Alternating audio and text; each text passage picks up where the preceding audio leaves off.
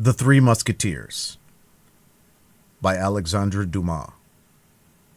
First volume of the D'Artagnan series. Author's Preface,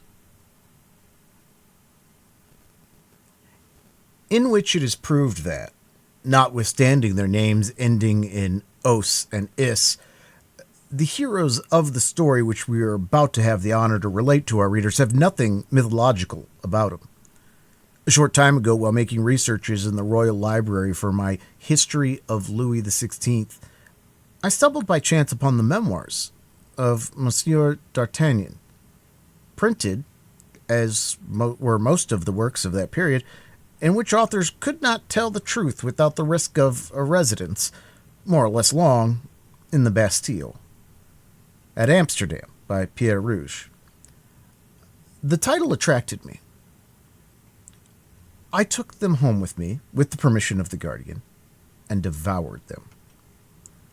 It is not my intention here to enter into an analysis of this curious work, and I shall satisfy myself with referring such of my readers as appropriate the pictures of the period to its pages.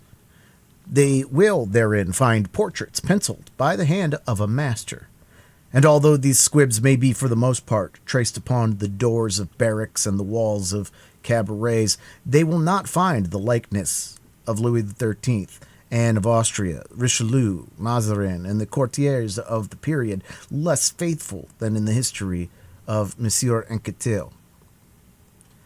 But it is well known, what strikes the capricious mind of the poet is not always what affects the mass of readers.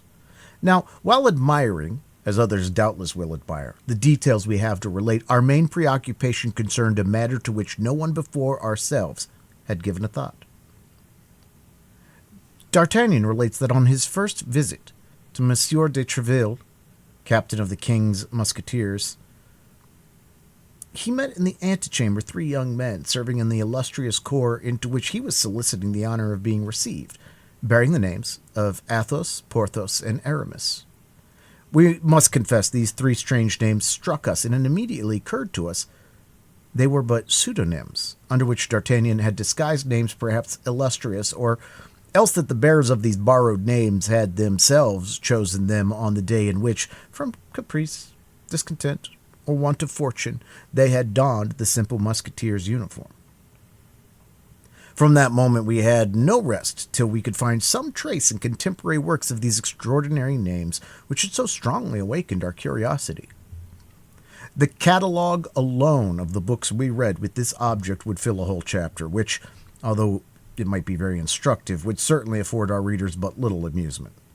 It will suffice then to tell them that at the moment at which, discouraged by so many fruitless investigations, we were about to abandon our search, we at length found, guided by the counsels of our illustrious friend Pauline Paris, a manuscript in folio, endorsed 4772 or 4773, we do not recollect which, having the title Memoirs of Comte de la Fère, touching some events which passed in France toward the end of the reign of King Louis XIII and the commencement of the reign of King Louis XIV. It may be easily imagined how great our joy when, in turning over this manuscript, our last hope, we found at the 20th page the name of Athos, at the 27th the name of Porthos, and at the 31st the name of Aramis. The discovery of a completely unknown manuscript at a period in which historical science is carried to such a high degree appeared almost miraculous. We hastened, therefore, to obtain permission to print it, with the view of presenting ourselves some day with the pack of others at the doors of the Académie des Inscriptions et Belles Lettres, if we should not succeed, a very probable thing, by the by, in gaining admission to the Académie Française with our own proper pack. This permission, we feel bound to say, was graciously granted, which compels us here to give a public contradiction to the slanderers who pretended that we live under a government but moderately indulgent to men of letters. Now, this is the first part of this precious manuscript which we offer to our readers, restoring it to the title which belongs to it and entering into an engagement that, if of which we have no doubt, the first part should obtain the success it merits, we will publish the second immediately. In the meanwhile, as the Godfather is a second father, we beg the reader to lay to our account, and not to that of the Comte de la Fère, the pleasure or the ennui he may experience. This being understood, let us proceed with our history. The Three Musketeers. Chapter 1. The Three Presents of D'Artagnan the Elder.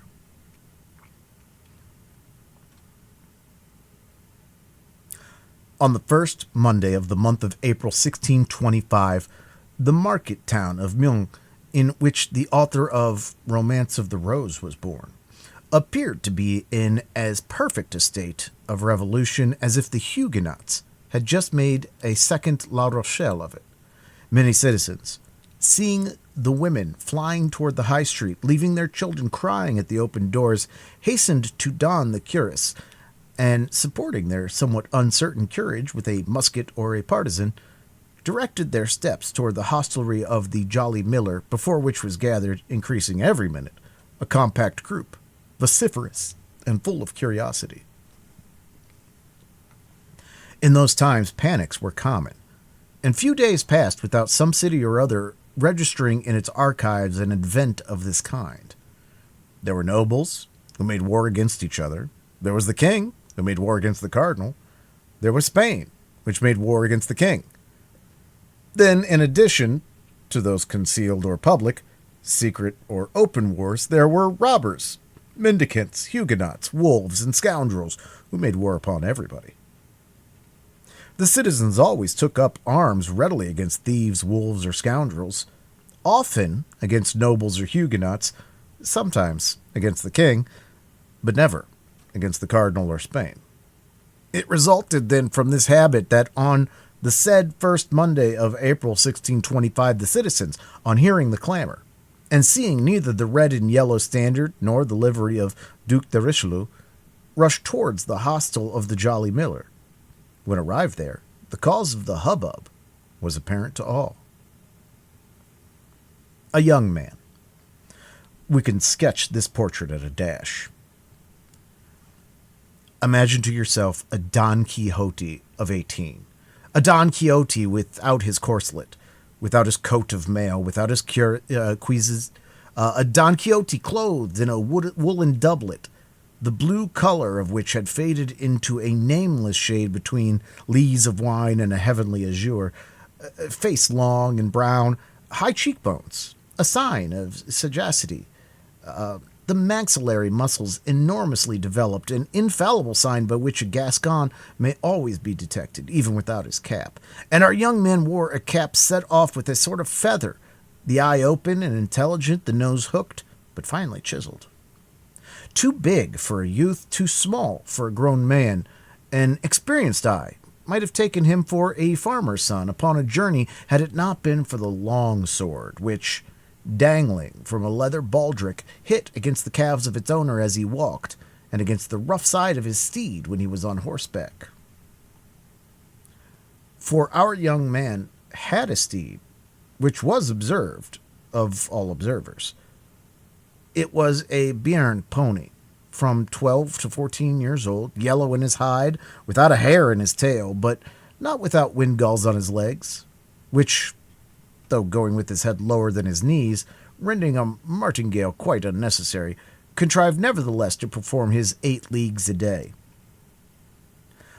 Unfortunately, the qualities of this horse were so well concealed under his strange-colored hide and his unaccountable gait, that at the time when everybody was a connoisseur in horseflesh, the appearance of the aforesaid pony at Meung, which place he had entered about a quarter of an hour before by the gate of Beaugency, produced an unfavorable feeling which extended to his rider. And this feeling had been more painfully perceived by young D'Artagnan, for so was the Don Quixote of this second Rocinante named, from his not being able to conceal from himself the ridiculous appearance that such a steed gave him, good horseman as he was. He had sighed deeply, therefore, when accepting the gift of the pony from Monsieur D'Artagnan the elder. he was not ignorant that such a beast was worth at least 20 livres, and at the words which he had accompanied the present were above all the price. "My son," said the old Gascon gentleman, in that pure beyond patois of which Henry IV could never rid himself, "this horse was born in the house of your father about 13 years ago. It has remained in it ever since, which ought to make you love it. Never sell it. Allow it to die tranquilly and honorably of old age, and if you make a campaign with it, take as much care of it as you would of an old servant. At court, provided you have ever the honor to go there," continued Monsieur d'Artagnan the elder, "an honor to which, remember, your ancient nobility gives you the right. Sustain worthily your name of gentleman, which has been worthily borne by your ancestors for 500 years, both for your own sake and the sake of those who belong to you. By the latter I mean your relatives and friends. Endure nothing from anyone except Monsieur the Cardinal and the King. It is by his courage, please observe, by his courage alone that a gentleman can make his way nowadays. Whoever hesitates for a second perhaps allows the bait to escape which during that exact second fortune held out to him. You are young. You ought to be brave for 2 reasons. The first is that you are a Gascon, and the second is that you are my son. Never fear quarrels, but seek adventures. I have taught you how to handle a sword. You have thews of iron, a wrist of steel. Fight on all occasions. Fight the more for duels being forbidden, since consequently there is twice as much courage in fighting.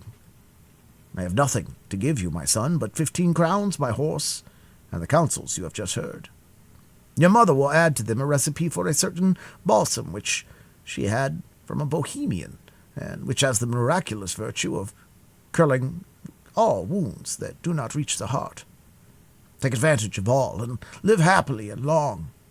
I have but one word to add, and that is to propose an example to you, not mine, for I myself have never appeared at court, and have only taken part in religious wars as a volunteer. I speak of Monsieur de Treville, who was formerly my neighbor, and who had the honor to be, as a child, the playfellow of our king, Louis XIII, whom God preserve. Sometimes their play degenerated into battles, and in these battles the king was not always the stronger. The blows which he received increased greatly his esteem and friendship for Monsieur de Treville. Afterward, Monsieur de Treville fought with others in his first journey to Paris 5 times, from the death of the late king till the young one came of age, without reckoning wars and sieges, 7 times, and from that date up to the present day, 100 times perhaps. So that in spite of edicts, ordinances, and decrees, there he is, captain of the Musketeers. That is to say, chief of a legion of Caesars, whom the king holds in great esteem, and whom the cardinal dreads, he who dreads nothing, as it is said. Still further, Monsieur de Treville gains 10,000 crowns a year. He is therefore a great noble. He began as you begin. Go to him with this letter, and make him your model, in order that you may do as he has done." Upon which Monsieur d'Artagnan, the elder, girded his own sword round his son, kissed him tenderly on both cheeks, and gave him his benediction. On leaving the paternal chamber, the young man found his mother, who was waiting for him with the famous recipe, of which the counsels we have just repeated would necessitate frequent employment. The adieux were on this side longer and more tender than they had been on the other. Not that Monsieur d'Artagnan did not love his son, who was his only offspring, but Monsieur d'Artagnan was a man, and he would have considered it unworthy of a man to give way to his feelings, whereas Mademoiselle d'Artagnan was a woman, and still more, a mother. She wept abundantly, and let us speak it to the praise of Monsieur d'Artagnan the younger, notwithstanding the efforts he made to remain firm as a future musketeer ought, nature prevailed, and he shed many tears, of which he succeeded with great difficulty in concealing the half. The same day the young man set forward on his journey, furnished with the 3 paternal gifts, which consisted, as we have said, of 15 crowns, the horse, and the letter from Monsieur de Treville, the counsels being thrown into the bargain. With such a vademecum, D'Artagnan was morally and physically an exact copy of the hero of Cervantes, who we so happily compared him when our duty of a historian placed us under the necessity of sketching his portrait. Don Quixote took windmills for giants and sheep for armies. D'Artagnan took every smile for an insult and every look as a provocation, whence it resulted from that Tarbes to Meung his fist was constantly doubled, or his hand on the hilt of his sword, and yet the fist did not descend upon any jaw, nor did the sword issue from its scabbard. It was not that the sight of the wretched pony did not excite numerous smiles on the countenances of passers-bys, but as against the side of the pony rattled a sword of respectable length, and as over the sword gleamed an eye rather ferocious than haughty, these passers-by repressed their hilarity, or if hilarity prevailed over prudence, they endeavored to laugh only on one side, like the masks of the ancients. D'Artagnan, then, remained majestic and intact in his susceptibility till he came to this unlucky city of Meung.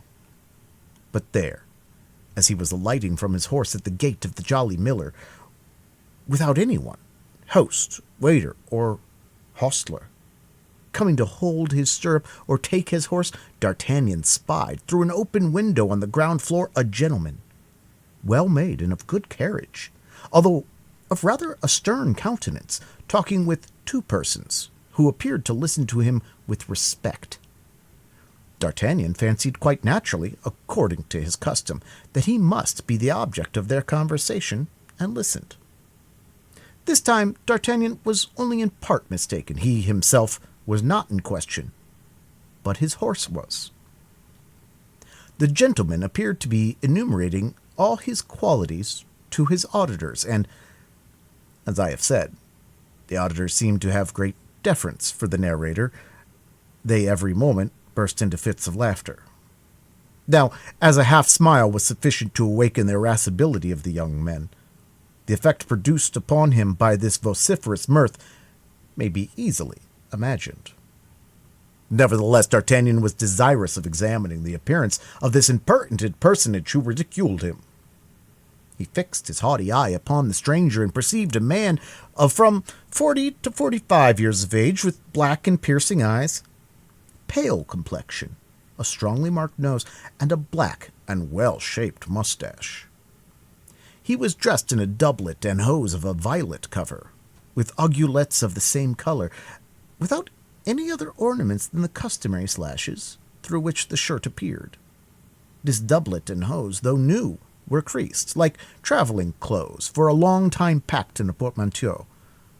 D'Artagnan made all these remarks with the rapidity of a most minute observer, and doubtless from an instinctive feeling that the stranger was destined to have a great influence over his future life.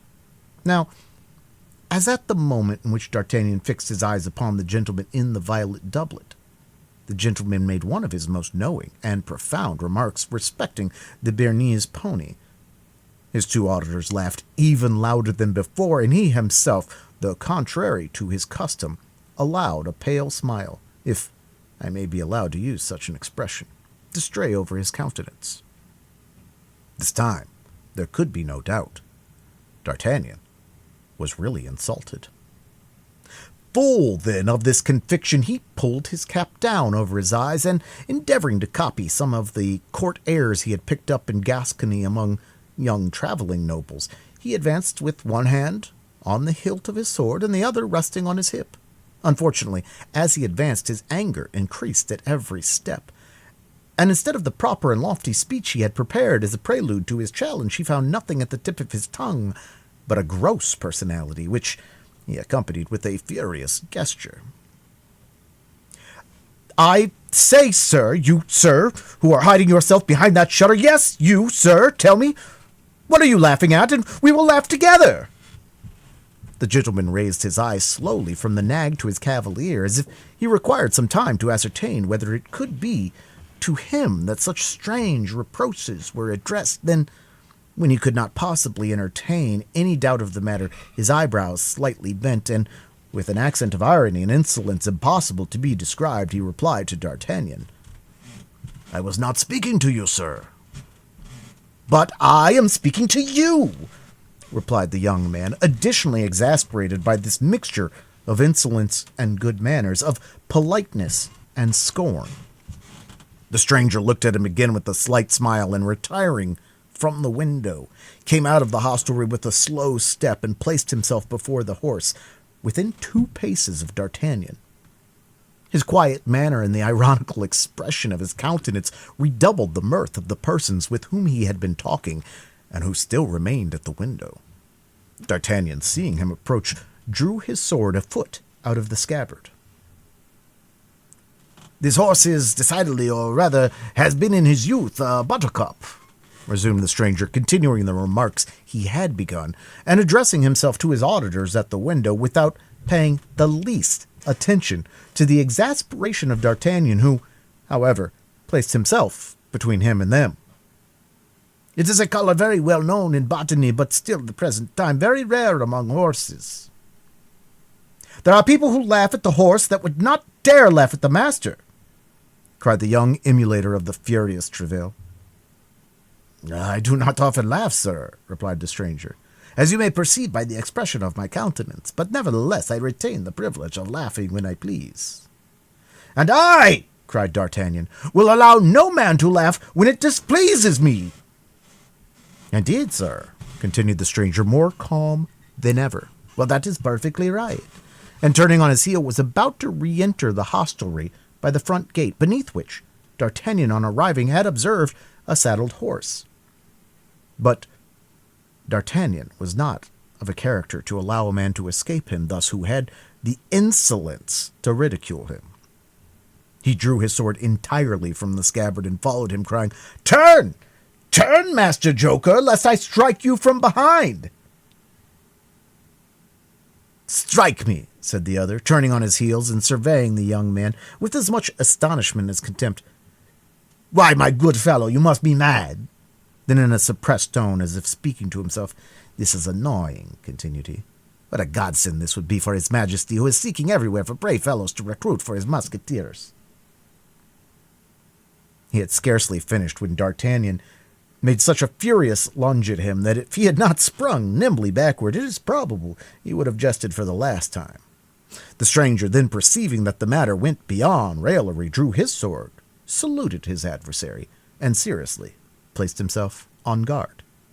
But at the same moment his 2 auditors, accompanied by the host, fell upon D'Artagnan with sticks, shovels, and tongs. This caused so rapid and complete a diversion from the attack that D'Artagnan's adversary, while the latter turned round to face his shower of blows, sheathed his sword with the same precision, and instead of an actor, which he had nearly been, became a spectator of the fight, a part in which he acquitted himself with his usual impassiveness, muttering nevertheless, "A plague upon these Gascons! Replace him on his orange horse and let him be gone."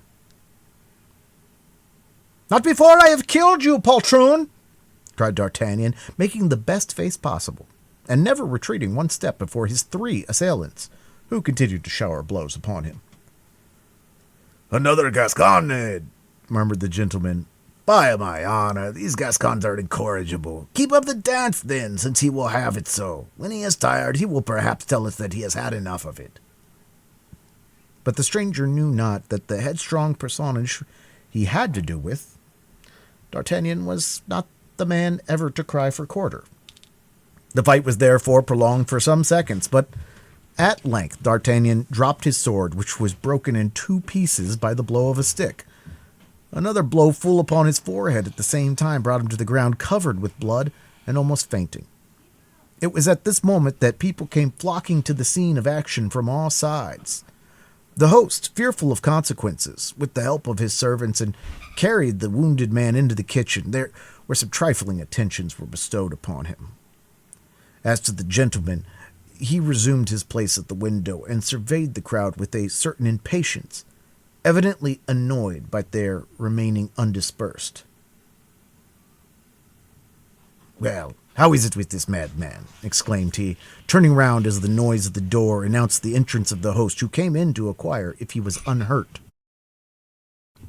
Your Excellency is safe and sound, asked the host. Oh, yes, perfectly safe and sound, my good host, and I wish to know what has become of our young man. He is better, said the host. He fainted quite away. Indeed, said the gentleman. But before he fainted, he collected all of his strength to challenge you and to defy you while challenging you. Why, this fellow must be the devil in person, cried the stranger. Oh, no, your Excellency, he is not the devil, replied the host with a grin of contempt.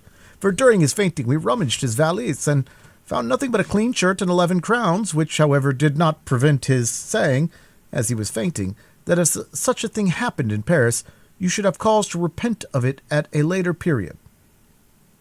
Then, said the stranger coolly, he must be some prince in disguise.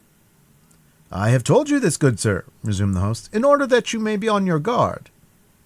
Did he name no one in his passion?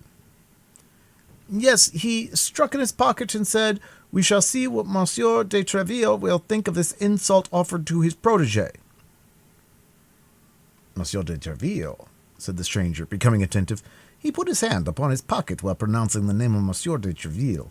Now, my dear host, while your young man was insensible, you did not fail, I am quite certain, to ascertain what that pocket contained. What was there in it? A letter addressed to Monsieur de Treville, captain of the Musketeers. Indeed. Exactly as I have the honor to tell your Excellency. The host, who was not endowed with great perspicacity, did not observe the expression which his words had given to the physiognomy of the stranger.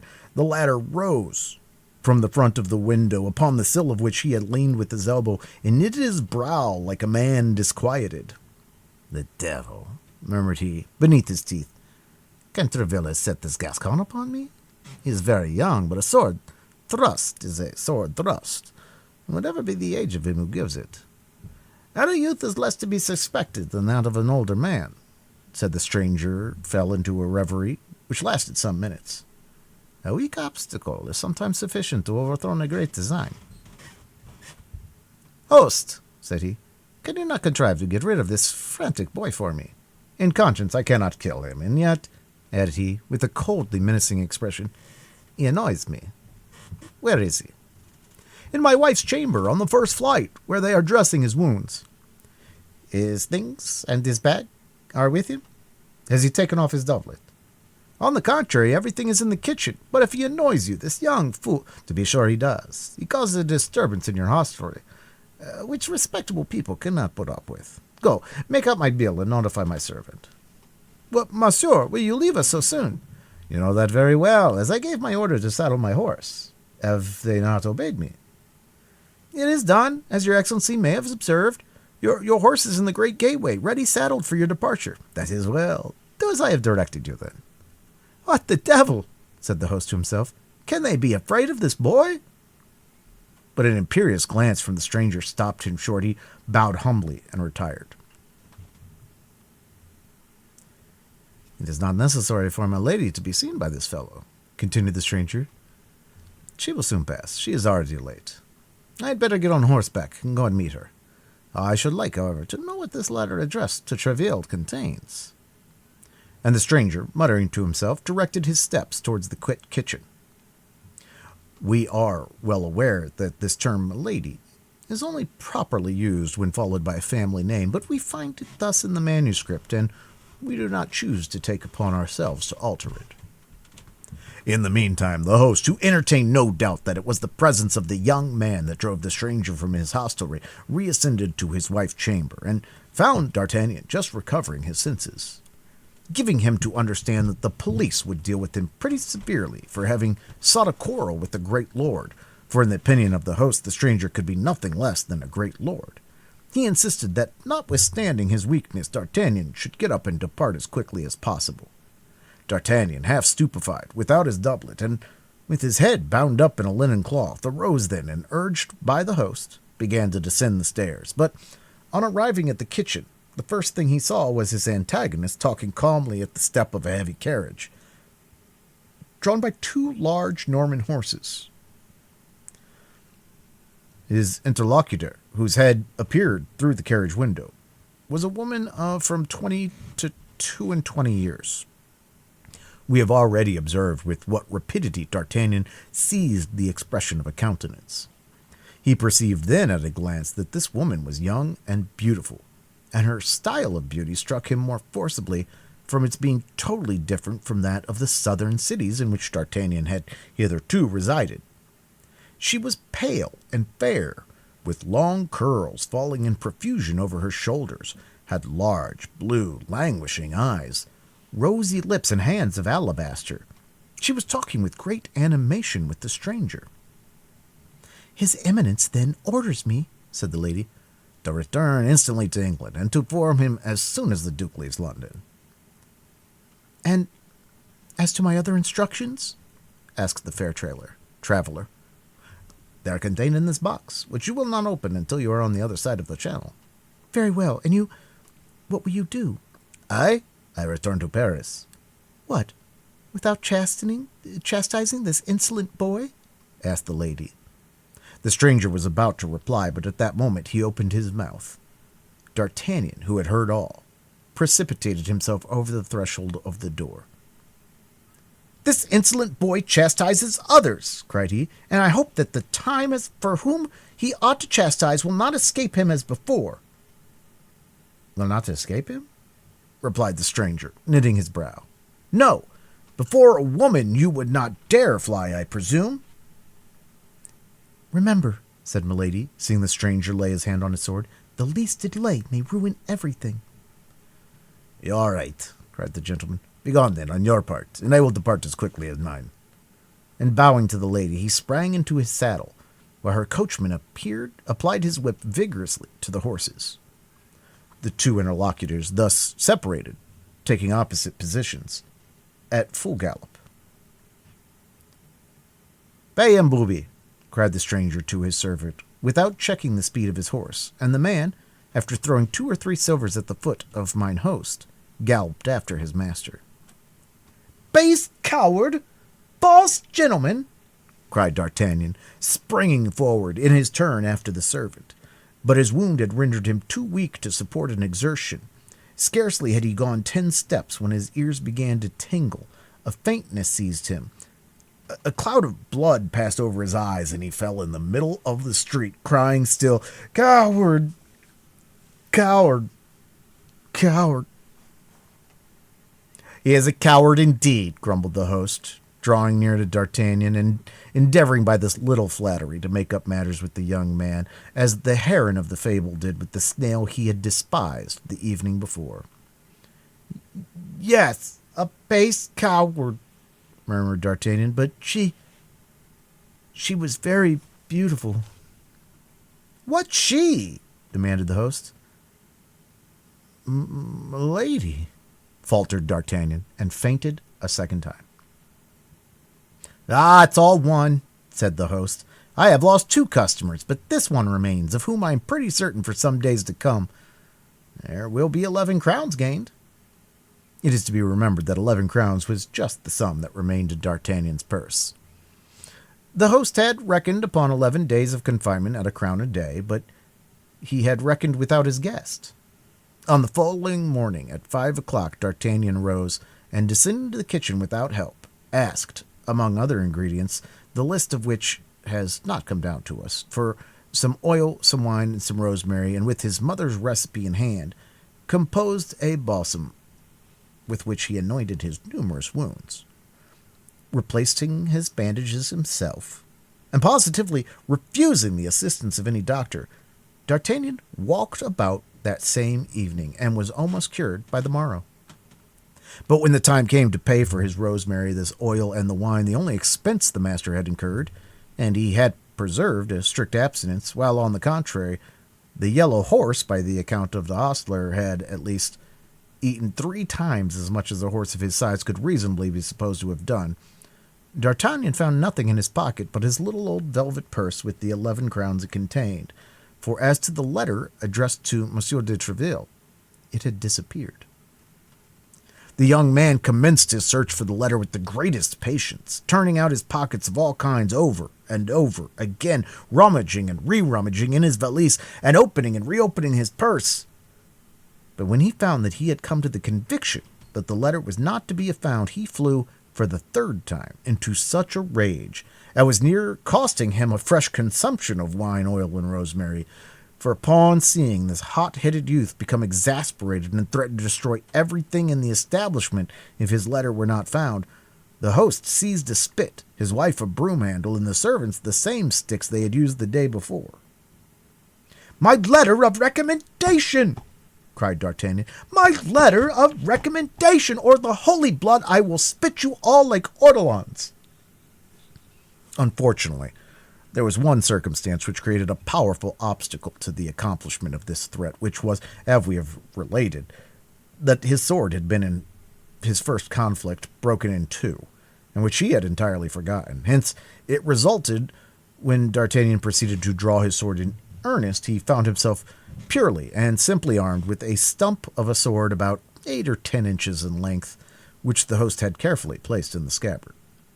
As to the rest of the blade, the master had slyly put that on one side to make himself a larding pin. But this deception would probably not have stopped our fiery young man if the host had not reflected that the reclamation which his guest made was perfectly just.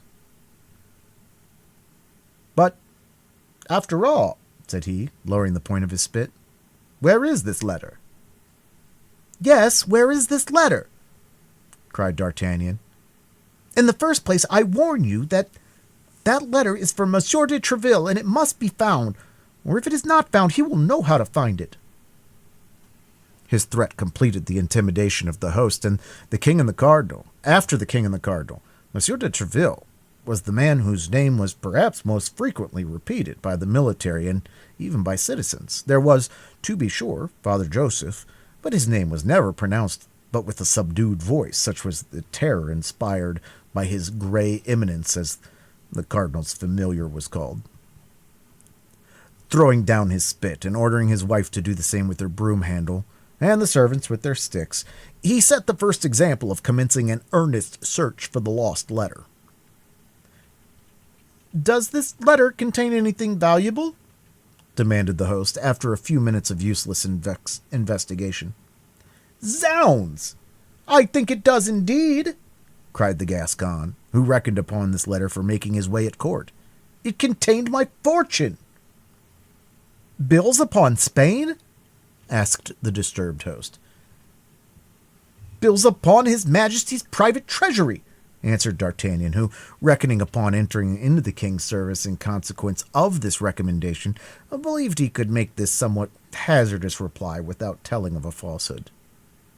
"The devil!" cried the host, at his wit's end. "But it's of no importance," continued D'Artagnan, with natural assurance. "It's of no importance. The money is nothing. That letter was everything. I would rather have lost 1,000 pistoles than have lost it." He would not have risked more if he had said 20,000, but a certain juvenile modesty restrained him. A ray of light all at once broke upon the mind of the host as he was giving himself to the devil upon finding nothing. "That letter is not lost!" cried he. "What?" cried D'Artagnan. "No, it has been stolen from you." "Stolen? By whom?" "By the gentleman who was here yesterday. He came down into the kitchen where your doublet was. He remained there for some time. I would lay a wager he has stolen it." "Do you think so?" answered D'Artagnan, but little convinced, as he knew better than anyone how entirely personal the value of this letter was, and saw nothing in it likely to tempt cupidity. The fact was that none of his servants, none of the travelers present, could have gained anything by being possessed of this paper. "Do you say," resumed D'Artagnan, "that you suspect that impertinent gentleman?" "I tell you I am sure of it," continued the host. "When I informed him that your lordship was the protege of Monsieur de Treville, and that you even had a letter for that illustrious gentleman, he appeared to be very much disturbed, and asked me where that letter was, and immediately came down into the kitchen where he knew your doublet was." "Then that's my thief," replied D'Artagnan. "I will complain to Monsieur de Treville, and Monsieur de Treville will complain to the king."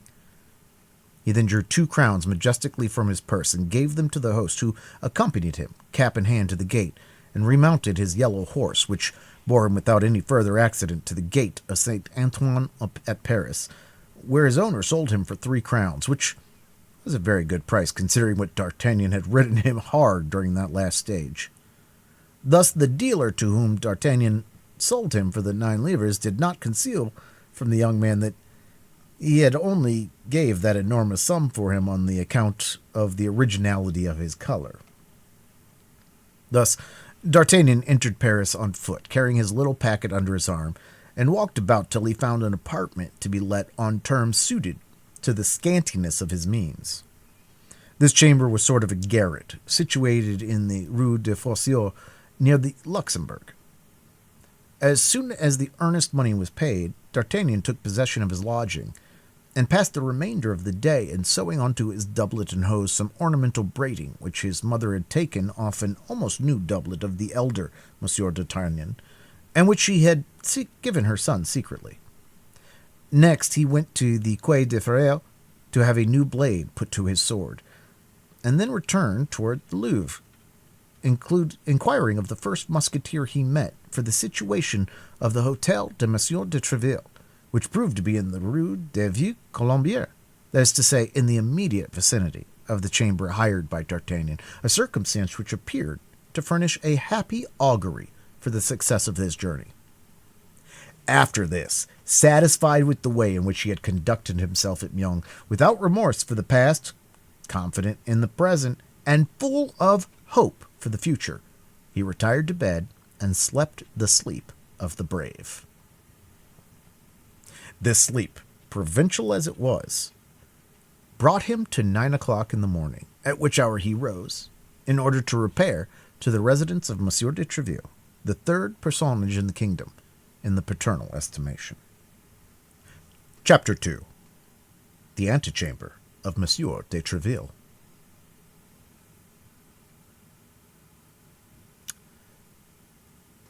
Monsieur de Treville, as his family was still called in Gascony, or Monsieur de Treville, as he was ended by styling himself in Paris, had really commenced life as D'Artagnan now did, that is to say, without a sou in his pocket, but with a fund of audacity, shrewdness, and intelligence, which makes the poorest Gascon gentleman often derive more in his hope from the paternal inheritance than the richest Perigordian or Berrichian gentleman derives in reality from his.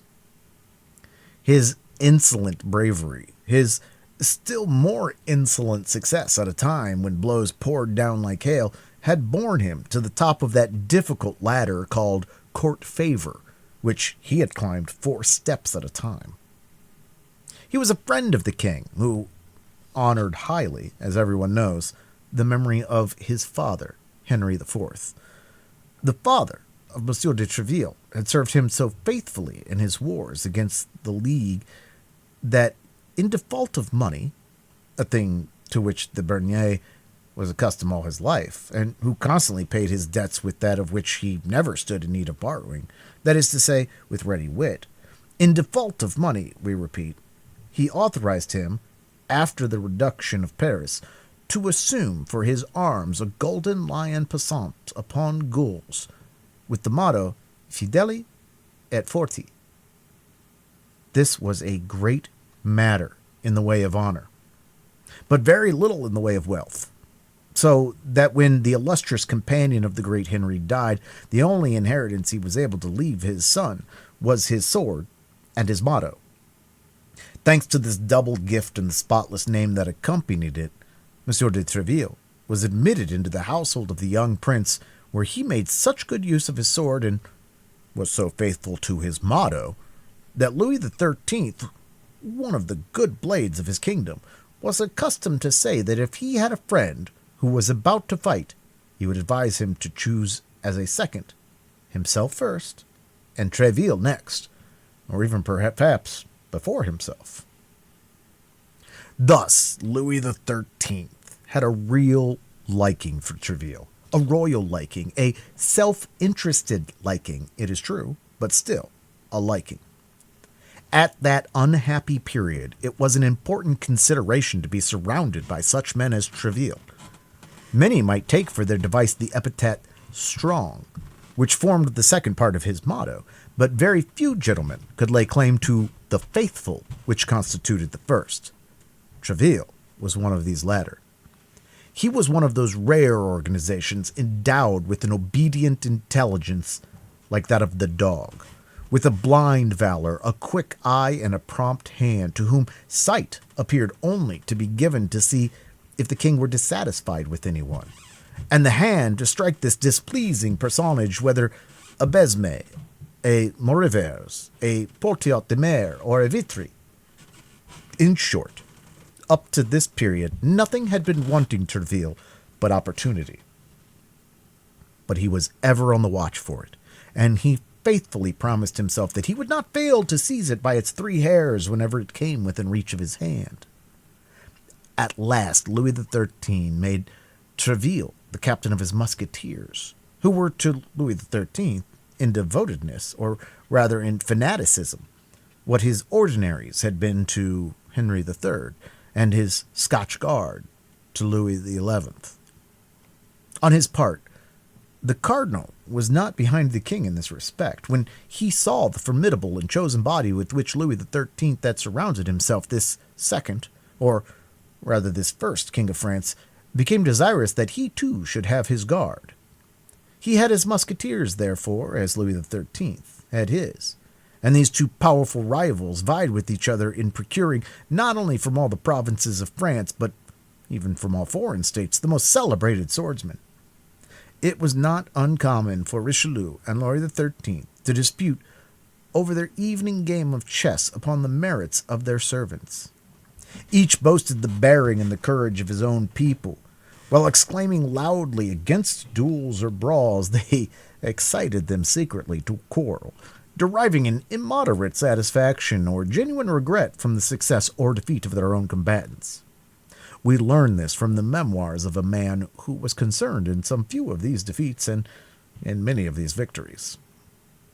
Treville had grasped the weak side of his master, and it was to this address that he owed the long and constant favor of a king who has not left the reputation behind him of being very faithful in his friendships.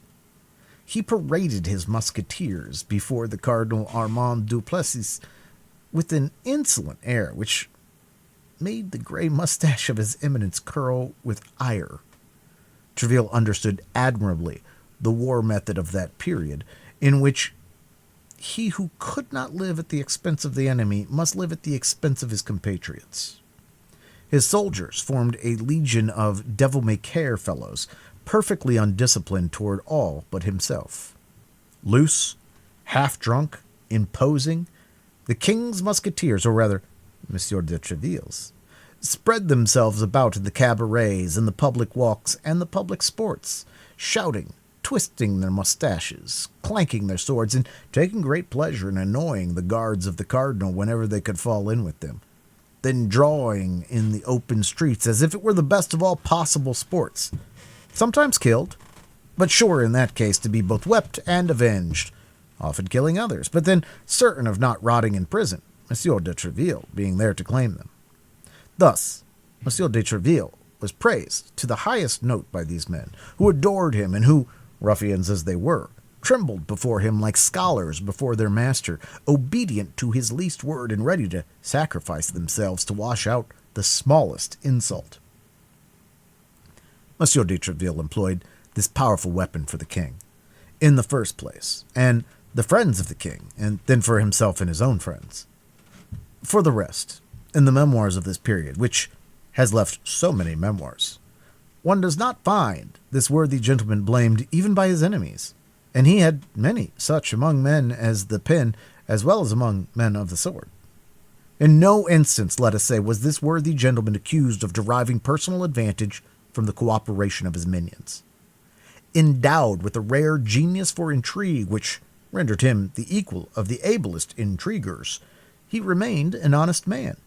Still further, In spite of sword thrusts which weaken and painful exercises which fatigue, he had become one of the most gallant frequenters of revels, one of the most insinuating ladies' men, one of the softest whisperers of interesting nothings of his day. The bonnes fortunes of de Treville were talked of as those of Monsieur de Bassompierre had been talked of 20 years before, and that was not saying a little.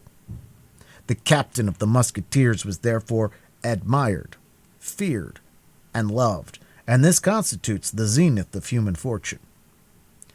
Louis XIV absorbed all the smaller stars of his court in his own vast radiance, but his father, a son pluribus impar, left his personal splendor to each of his favorites, his individual value to each of his courtiers. In addition to the levies of the king and the cardinal, there might be reckoned in Paris at that time more than 200 smaller but still noteworthy levies. Among these 200 levies, that of Treville was one of the most sought. The court of his hotel, situated in the Rue de Vieux-Colombier, resembled a camp by 6 o'clock in the morning in summer and 8 o'clock in winter, from 50 to 60 musketeers, who appeared to replace one another in order always to represent an imposing number, paraded constantly, armed to the teeth and ready for anything. On one of those immense staircases upon whose space modern civilization would build a whole house, ascended and descended the office-seekers of Paris, who ran after any sort of favor, gentlemen from the provinces anxious to be enrolled, and servants in all sorts of liveries, bringing and carrying messages between their masters and Monsieur de Treville. In the antechamber, upon long circular benches, reposed the elect, that is to say, those who were called. In this apartment, a continued buzzing prevailed from morning till night, while Monsieur de Treville, in his office contiguous to this antechamber, received visits, listened to complaints, gave his orders, and like the king in his balcony at the Louvre, had only to place himself at the window to review both his men and arms. The day on which D'Artagnan presented himself, the assemblage was imposing, particularly for a provincial just arriving from his province. It is true that this provincial was a Gascon, and that particularly at this period the compatriots of D'Artagnan had the reputation of not being easily intimidated. When he had once passed the massive door covered with long square-headed nails, he fell into the midst of a troop of swordsmen, who crossed one another in their passage, calling out, quarreling, and playing tricks one with another. In order to make one's way amid these turbulent and conflicting waves, it was necessary to be an officer, a great noble, or a pretty woman. It was then, in the midst of this tumult and disorder, that our young man advanced with a beating heart, ranging his long rapier up his ranky leg and keeping one hand on the edge of his cap, with that half-smile of the embarrassed provincial who wishes to put on a good face. When he had passed one group, he began to breathe more freely, but he could not help observing that they turned round to look at him, and for the first time in his life D'Artagnan, who had till that day entertained a very good opinion of himself, felt ridiculous. Arrived at the staircase, it was still worse. There were 4 musketeers on the bottom steps amusing themselves with the following exercise, while 10 or 12 of their comrades waited upon the landing place to take their turn in the sport. One of them, stationed upon the top stair, naked sword in hand, prevented, or at least endeavored to prevent, the 3 others from ascending. These 3 others fenced against him with their agile swords. D'Artagnan at first took these weapons for foils and believed them to be buttoned, but he soon perceived by certain scratches that every weapon was pointed and sharpened, and that each of these scratches, not only the spectators but even the actors themselves, laughed like so many madmen. He, who at the moment occupied the upper step, kept his adversaries marvelously in check. A circle was formed round them. These conditions required that at every hit the man touched should quit the game, yielding his turn for the benefit of the adversary who had hit him. In 5 minutes 3 were slightly wounded, one on the hand, another on the ear, by the defender of the stair, who himself remained intact, a piece of skill which was worth to him, according to the rules agreed upon, 3 turns of favor. However difficult it might be, or rather as he pretended it was, to astonish our young traveler, this pastime really astonished him. He had seen in his province, that land in which heads became so easily heated, a few of the preliminaries of duels, but the daring of these 4 fencers appeared to him the strongest he had ever heard of, even in Gascony. He believed himself transported into that famous country of giants into which Gulliver afterward went, and was so frightened, and yet he had not gained the goal, for there were still the landing place and the antechamber. On the landing they were no longer fighting, but amused themselves with stories about women, and in the antechambers with stories about the court. On the landing D'Artagnan blushed, in the antechamber he trembled. His warm and fickle imagination, which in Gascony had rendered him formidable to young chambermaids, and even sometimes their mistresses, had never dreamed, even in moments of delirium, of half the amorous wonders or a quarter of the feats of gallantry which were here set forth in connection with names the best known and with details the least concealed. But if his morals were shocked on the landing, his respect for the Cardinal was scandalized in the antechamber. There, to his great astonishment, D'Artagnan heard the policy which made all Europe tremble criticized loud and openly, as well as the private life of the Cardinal, which so many great nobles had been punished for trying to pry into. That great man who was so revered by D'Artagnan the Elder served as an object of ridicule to the Musketeers of Treville, who cracked their jokes upon his bandy legs and his crooked back. Some sang ballads about Mademoiselle d'Aiguillon, his mistress, and Mademoiselle Combalet, his niece, while others formed parties and plans to annoy the pages and guards of the Cardinal Duke, all things which appeared to D'Artagnan monstrous impossibilities. Nevertheless, when the name of the king was now and then uttered unthinkingly amid all these cardinal jests, a sort of gag seemed to close for a moment on all these jeering mouths. They looked hesitatingly around them, and appeared to doubt the thickness of the partition between them and the office of Monsieur de Treville.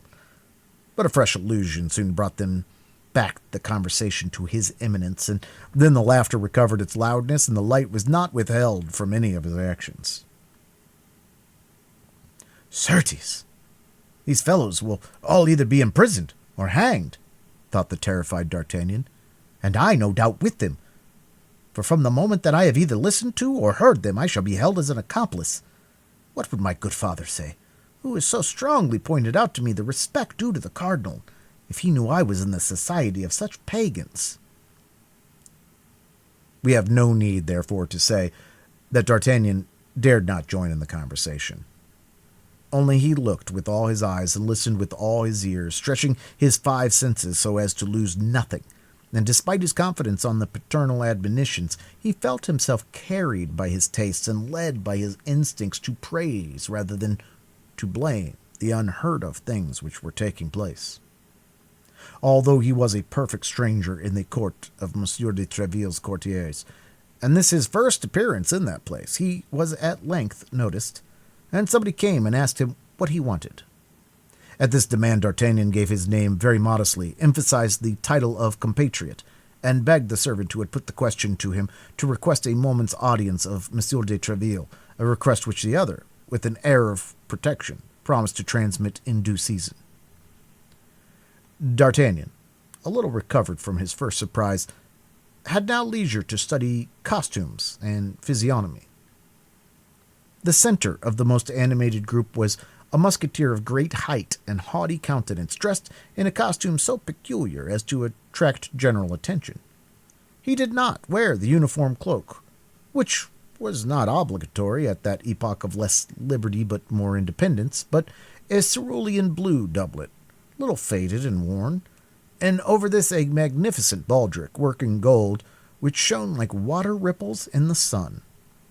A long cloak of crimson velvet fell in graceful folds from his shoulders, disclosing in front the splendid baldric, from which was suspended a gigantic rapier.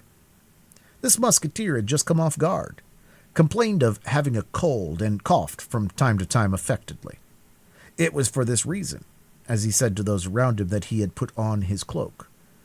And while he spoke with a lofty air and twisted his mustache disdainfully, all admired his embroidered baldric, and D'Artagnan more than anyone. "What would you have?" said the Musketeer. "This fashion is coming in. It is a folly, I admit, but still it is the fashion. Besides, one must lay out one's inheritance somehow."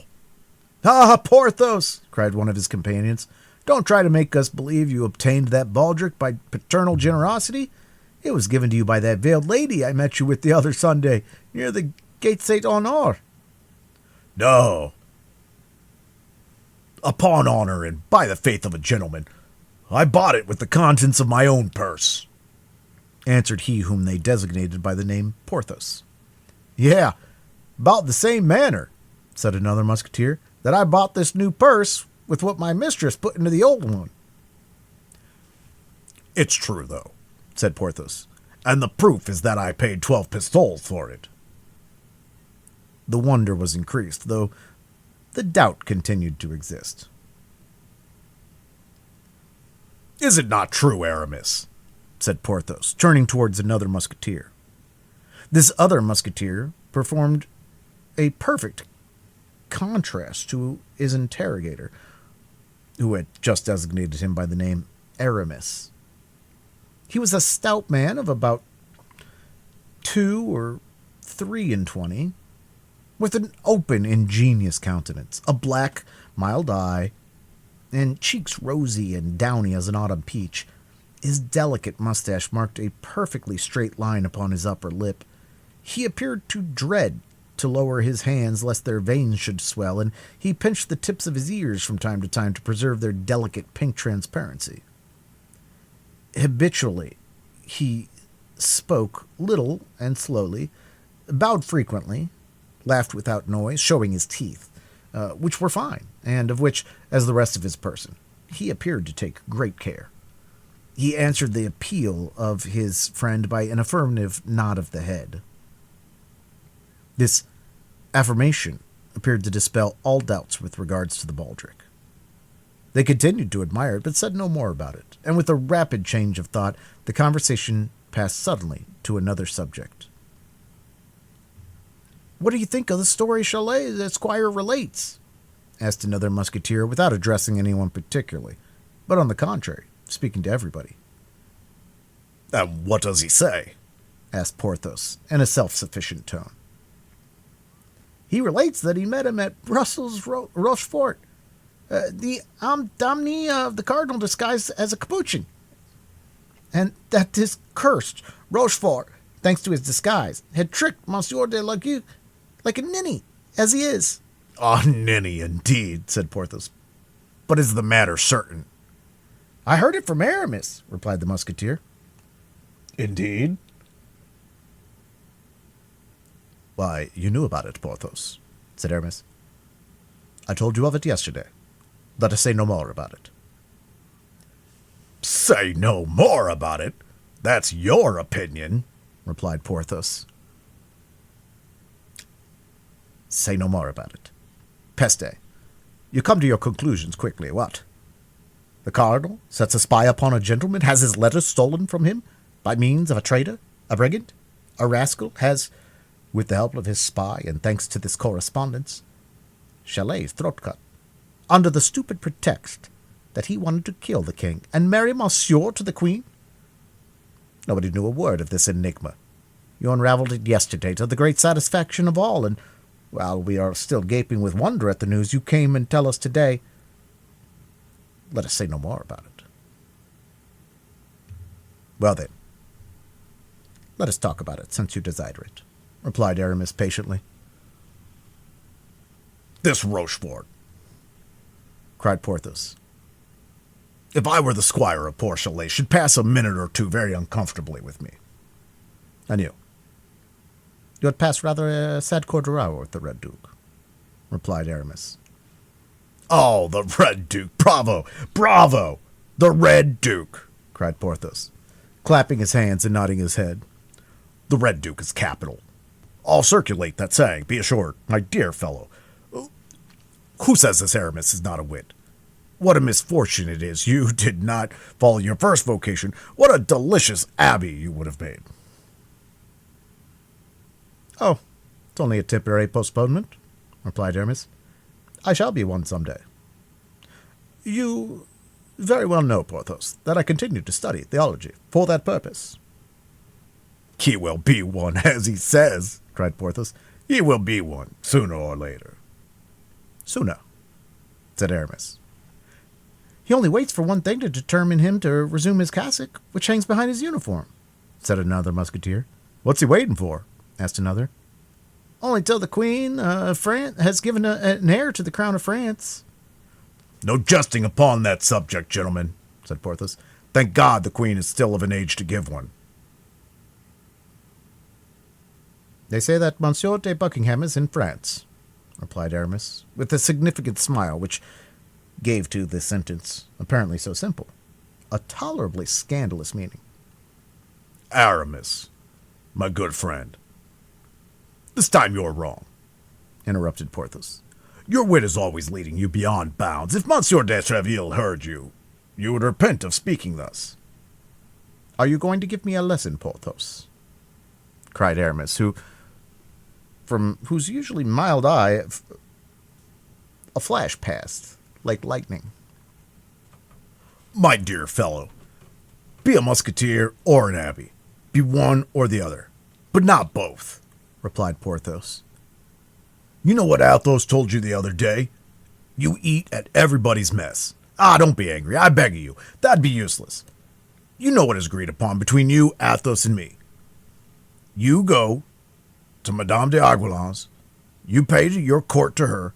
You go to Madame de Bois de Tracy's, the cousin of Madame de Chevreuse. And you pass for being far advanced in the good graces of that lady. Good Lord. Now, don't trouble yourself to reveal your good luck. No one asks for your secret. All the world knows your discretion. But since you possess that virtue, why the devil don't you make use of it with respect to her majesty? Let whoever talk of the king and the cardinal and how he likes, but the queen is sacred. And if anyone speaks of her, let it be respectfully. Porthos, you're as vain as Narcissus. I plainly tell you so, replied Aramis. You know I hate moralizing, except when it is done by Athos. As to you, good sir, you wear too magnificent a baldric to be strong on that head.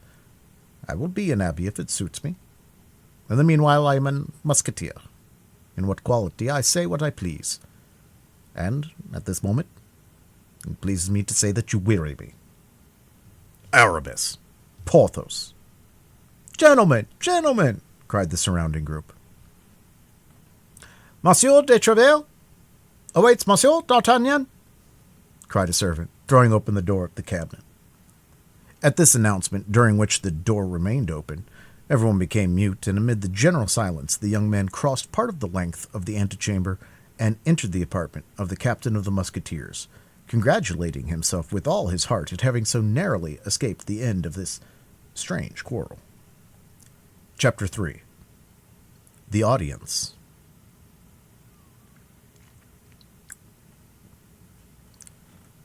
Monsieur de Treville was at the moment in rather ill humor. Nevertheless, he saluted the young man politely, who bowed to the very ground, and he smiled on receiving D'Artagnan's response, the Béarnese accent of which recalled to him at the same time his youth and his country, a double remembrance which makes a man smile at all ages.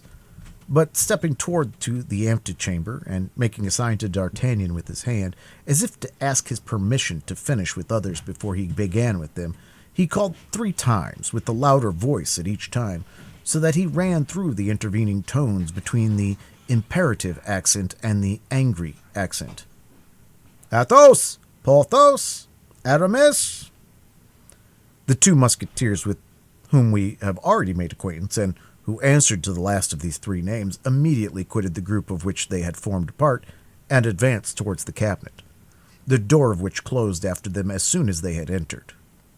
Their appearance, although it was not quite at ease, excited by its carelessness, at once full of dignity and submission, the admiration of D'Artagnan, who beheld in these 2 men demigods, and in their leader an Olympian Jupiter, armed with all his thunders. When the two musketeers had entered, when the door was closed behind them, when the buzzing murmur of the antechamber, to which the summons which had been made had doubtless furnished fresh food, had recommenced, when Monsieur de Treville had 3 or 4 times paced in silence, and with a frowning brow the whole length of his cabinet, passing each time before Porthos and Aramis, who were as upright and silent as if on parade, he stopped all at once full in front of them, and covering them from head to foot with an angry look. "Do you know what the king said to me?" cried he. "And that no longer ago than yesterday evening. Do you know, gentlemen?" "No," replied the two musketeers. And after a moment's silence, "No, sir, we do not." "But I hope that you will do the honor to tell us," added Aramis, in his politest tone, and with his most graceful bow. "He told me that he should henceforth recruit his musketeers from among the guards of Monsieur the Cardinal." "The guard of the Cardinal? And why so?" asked Porthos, warmly. "Because he plainly perceives that his piquet stands in need of being enlivened by a mixture of good wine." The two musketeers reddened to the whites of their eyes.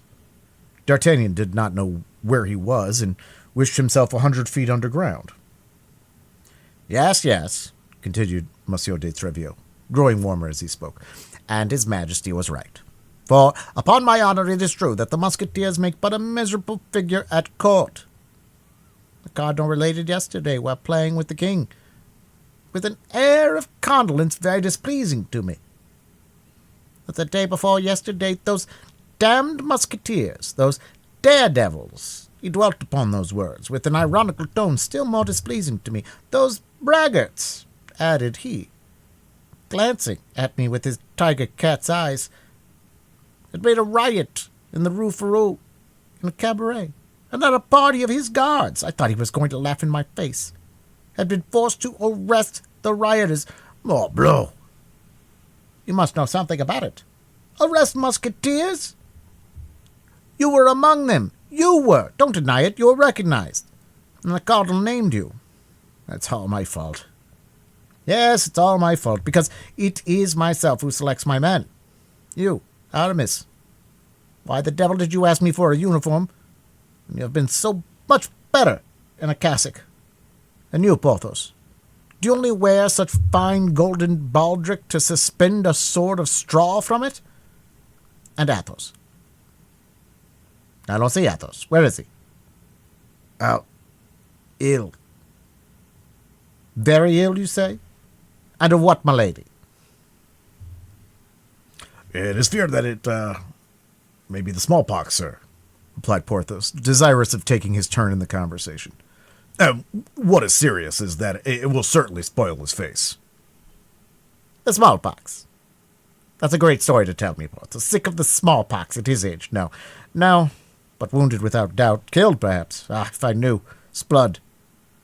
Messieurs Musketeers, I will not have this haunting of bad places, this quarreling in the streets, this sword play at the crossways, and above all, I will not have occasion given for the Cardinal's guards, who are brave, quiet, skillful men, who never put themselves in a position to be arrested, and who, besides, never allow themselves to be arrested, to laugh at you. I am sure of it. I would prefer dying on the spot to being arrested or taking back a step. To save yourselves, to scamper away, to flee, that is good for the king's musketeers." Porthos and Aramis trembled with rage. They could willingly have strangled Monsieur de Treville, if at the bottom of this they had not felt it was the great love he bore them which made him speak thus. They stamped upon the carpet with their feet. They bit their lips till the blood came, and grasped the hilt of their swords with all their might. All without it heard, and as we have said, Athos, Porthos, Aramis called, and had guessed, from Monsieur de Treville's tone of voice, that he was very angry about something. 10 curious heads were glued to the tapestry and became pale with fury. for their ears closely applied to the door, did not lose a syllable of what he said, while their mouths repeated as he went on the insulting expressions of the captain to all the people in the antechamber, in an instant from the door of the cabinet to the street gate. The whole hotel was boiling. "Ah! The king's musketeers are arrested by the guards of the cardinal, are they?" continued Monsieur de Treville, as furious at heart as his soldiers, but emphasizing his words and plunging them, one by one, so to say, like so many blows of a stiletto into the bosoms of his auditors. "What? 6 of his eminence's guards arrest 6 of his majesty's musketeers? Morbleu! My part is taken. I will go straight to the Louvre. I will give in my resignation as captain of the King's Musketeers to take a lieutenancy in the Cardinal's Guards, and if he refuses me, morbleu, I will turn abbé." At these words, the murmur without became an explosion. Nothing was to be heard but oaths and blasphemies. The morbleus, the sang-Dieus, the mort toutes les diables crossed one another in the air. D'Artagnan looked for some tapestry behind which he might hide himself, and felt an immense inclination to crawl under the table. "Well, my captain," said Porthos, quite beside himself, "the truth is that there were 6 against 6, but we were not captured by fair means, and before we had time to draw our swords, 2 of our party were dead, and Athos, grievously wounded, was very little better. For you know Athos. Well, captain, he endeavored twice to get up and fell again twice, and we did not surrender, no. They dragged us away by force. On the way we escaped. As for Athos, they believed him to be dead and left him very quiet on the field of battle, not thinking it worth the trouble to carry him away. That's the whole story. But the devil, captain, one cannot win all one's battles. The great Pompey lost that of Pharsalia, and Francis I, who was, as I have heard say, as good as other folks, nevertheless lost the battle of Pavia." "And I have the honor of assuring you that I killed one of them with his own sword," said Aramis, "for mine was broken at the first parry. Killed him, or poignarded him, sir, as is most agreeable to you." "I do not know," replied Monsieur de Treville, in a somewhat softened tone. "The cardinal exaggerated, as I perceive." "But pray, sir," continued Aramis, who, seeing his captain become appeased, ventured to risk a prayer, "do not say that Athos is wounded. You would be in despair that if it should come to the ears of the king, and as to the wound is very serious, seeing that after crossing the shoulder it penetrated into the chest, it is to be feared." At this instant the tapestry was raised, and a noble and handsome head, but frightfully pale, appeared under the fringe. "Athos!" cried the 2 musketeers. "Athos!" repeated Monsieur de Treville himself. "You have sent for me, sir," said Athos to Monsieur de Treville, in a feeble yet perfectly calm voice. "You have sent for me, as my comrades inform me, and I have hastened to receive your orders. I am here. What do you want with me?" And at these words the musketeer, in irreproachable costume, belted as usual, with a tolerably firm step, entered the cabinet. Monsieur de Treville, moved to the bottom of his heart by his proof of courage, sprang toward him. "I was about to say to these gentlemen," added he, "that I forbid my musketeers to expose their lives needlessly, for brave men are very dear to the king, and the king knows that his musketeers are the bravest on the earth. Your hand, Athos!" And without waiting for the answer of the newcomer to this proof of affection, Monsieur de Treville seized his right hand and pressed it with all his might, without perceiving that Athos, whatever might be his self-command, allowed a slight murmur of pain to escape him, and, if possible, grew paler than before.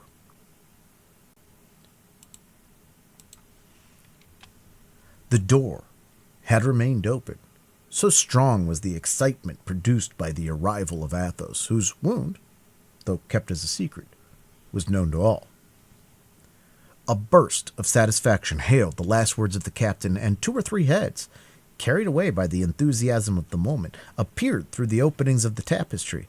Monsieur de Treville was about to reprehend this breach of the rules of etiquette when he felt the hand of Athos, who had rallied all his energies to contend against pain, at length overcome by it, fell upon the floor as if he were dead. "A surgeon!"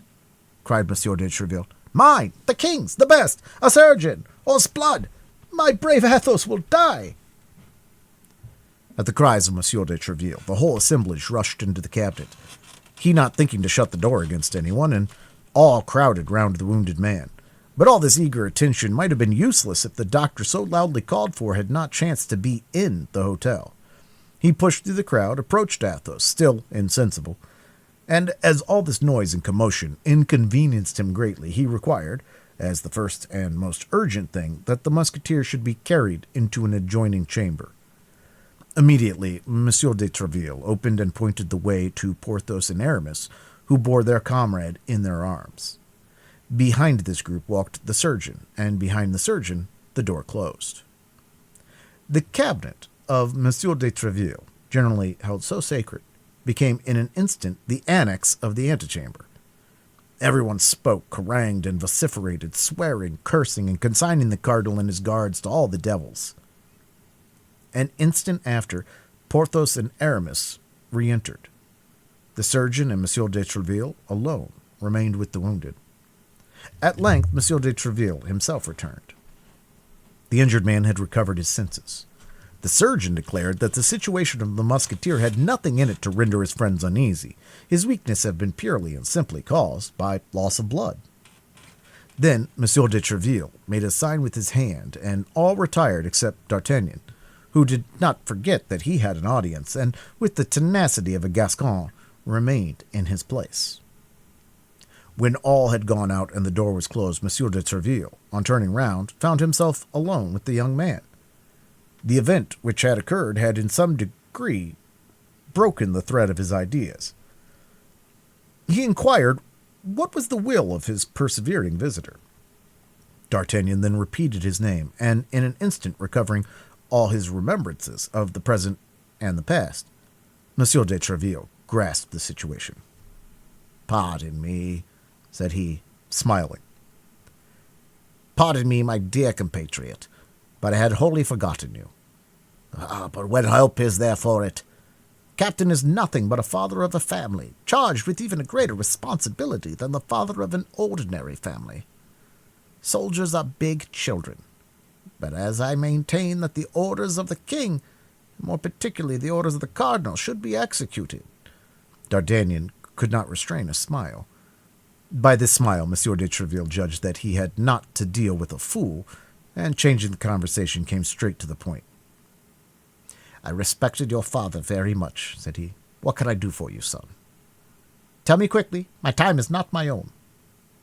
"Monsieur," said D'Artagnan, "on quitting Tarbes and coming hither, it was my intention to request of you, in remembrance of the friendship which you have not forgotten, the uniform of a musketeer. But after all that I have seen during the last 2 hours, I comprehend that such a favor is enormous, and tremble lest I should not merit it." "It is indeed a favor, young man," replied Monsieur de Treville, "but it may not be so far beyond your hopes as you believe, or rather as you appear to believe. But His Majesty's decision is always necessary, and I inform you with regret that no one becomes a musketeer without the preliminary ordeal of several campaigns, certain brilliant actions, or a service of 2 years in some other regiment less favored than ours." D'Artagnan bowed without replying, feeling his desire to don the musketeer's uniform vastly increased by the great difficulties which preceded the attainment of it. "But," continued Monsieur de Treville, fixing upon his compatriot a look so piercing that it might be said he wished to read the thoughts of his heart, "on account of my old companion, your father, as I have said, I will do something for you, young man. Our recruits from Bern are not generally very rich, and I have no reason to think matters have much changed in this respect since I left the province. I dare say you have not brought too large a stock of money with you?" D'Artagnan drew himself up with a proud air, which plainly said, "I ask alms of no man." "Oh, that's very well, young man," continued Monsieur de Treville. "That's all very well. I know these airs. I myself came to Paris with 4 crowns in my purse, and would have fought with anyone who dared to tell me I was not in a condition to purchase the Louvre. D'Artagnan's bearing became still more imposing. Thanks to the sale of his horse, he commenced his career with 4 more crowns than Monsieur de Treville possessed at the commencement of his. You ought, I say then, to husband the means you have, however large the sum may be. But you ought also to endeavor to perfect yourself in the exercises becoming a gentleman. I will write a letter today to the director of the Royal Academy, and tomorrow he will admit you without any expense to yourself. Do not refuse this little service. Our best-born and richest gentlemen sometimes solicit without being able to obtain it. You will learn horsemanship, swordsmanship in all its branches, and dancing. You will make some desirable acquaintances, and from time to time you can call upon me, just to tell me how you are getting on, and to say whether I can be of further service to you. D'Artagnan, stranger as he was to all the manners of a court, could not but perceive a little coldness in this reception. Alas, sir, said he, I cannot but perceive how sadly I missed the letter of induction which my father gave me to present to you. I certainly am surprised, replied Monsieur de Treville, that you should undertake so long a journey without that necessary passport, the sole resource of us poor Béarnais. I had one, sir, and thank God, such as I could wish, cried D'Artagnan. But it was perfidiously stolen from me.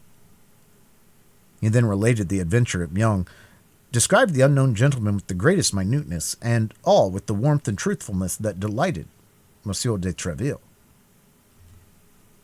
This is all very strange, said Monsieur de Treville, after meditating a minute. You mentioned my name, then, aloud? Yes, sir. I certainly committed that imprudence, but why should I have done otherwise? A name like yours must be as a buckler to me on my way. Judge if I should not put myself under its protection. Flattery was, at that period, very current, and Monsieur de Treville loved incense as well as a king, or even a cardinal. He could not refrain from a smile of visible satisfaction, but this smile soon disappeared, and, returning to the adventure of Meung, "Tell me," continued he, "had not this gentleman a slight scar on his cheek?" "Yes, such as one would be made by the grazing of a ball." "Was he not a fine-looking man?" "Yes." "Of lofty stature?" "Yes." "Of pale complexion and brown hair?" Yes, that is he. How is it, sir, that you are acquainted with this man? If I ever find him again, and I will find him, I swear, were it in hell." "He was waiting for a woman," continued Treville. "He departed immediately after having conversed for a minute with her whom he awaited." "You know not the subject of their conversation?" "He gave her a box, told her not to open it except in London." "Was this woman English?" "He called her Milady." "It is he. It must be he," murmured Treville. "I believed him still at Brussels." "Oh, sir, if you know who this man is," cried D'Artagnan, "tell me who he is and whence he is.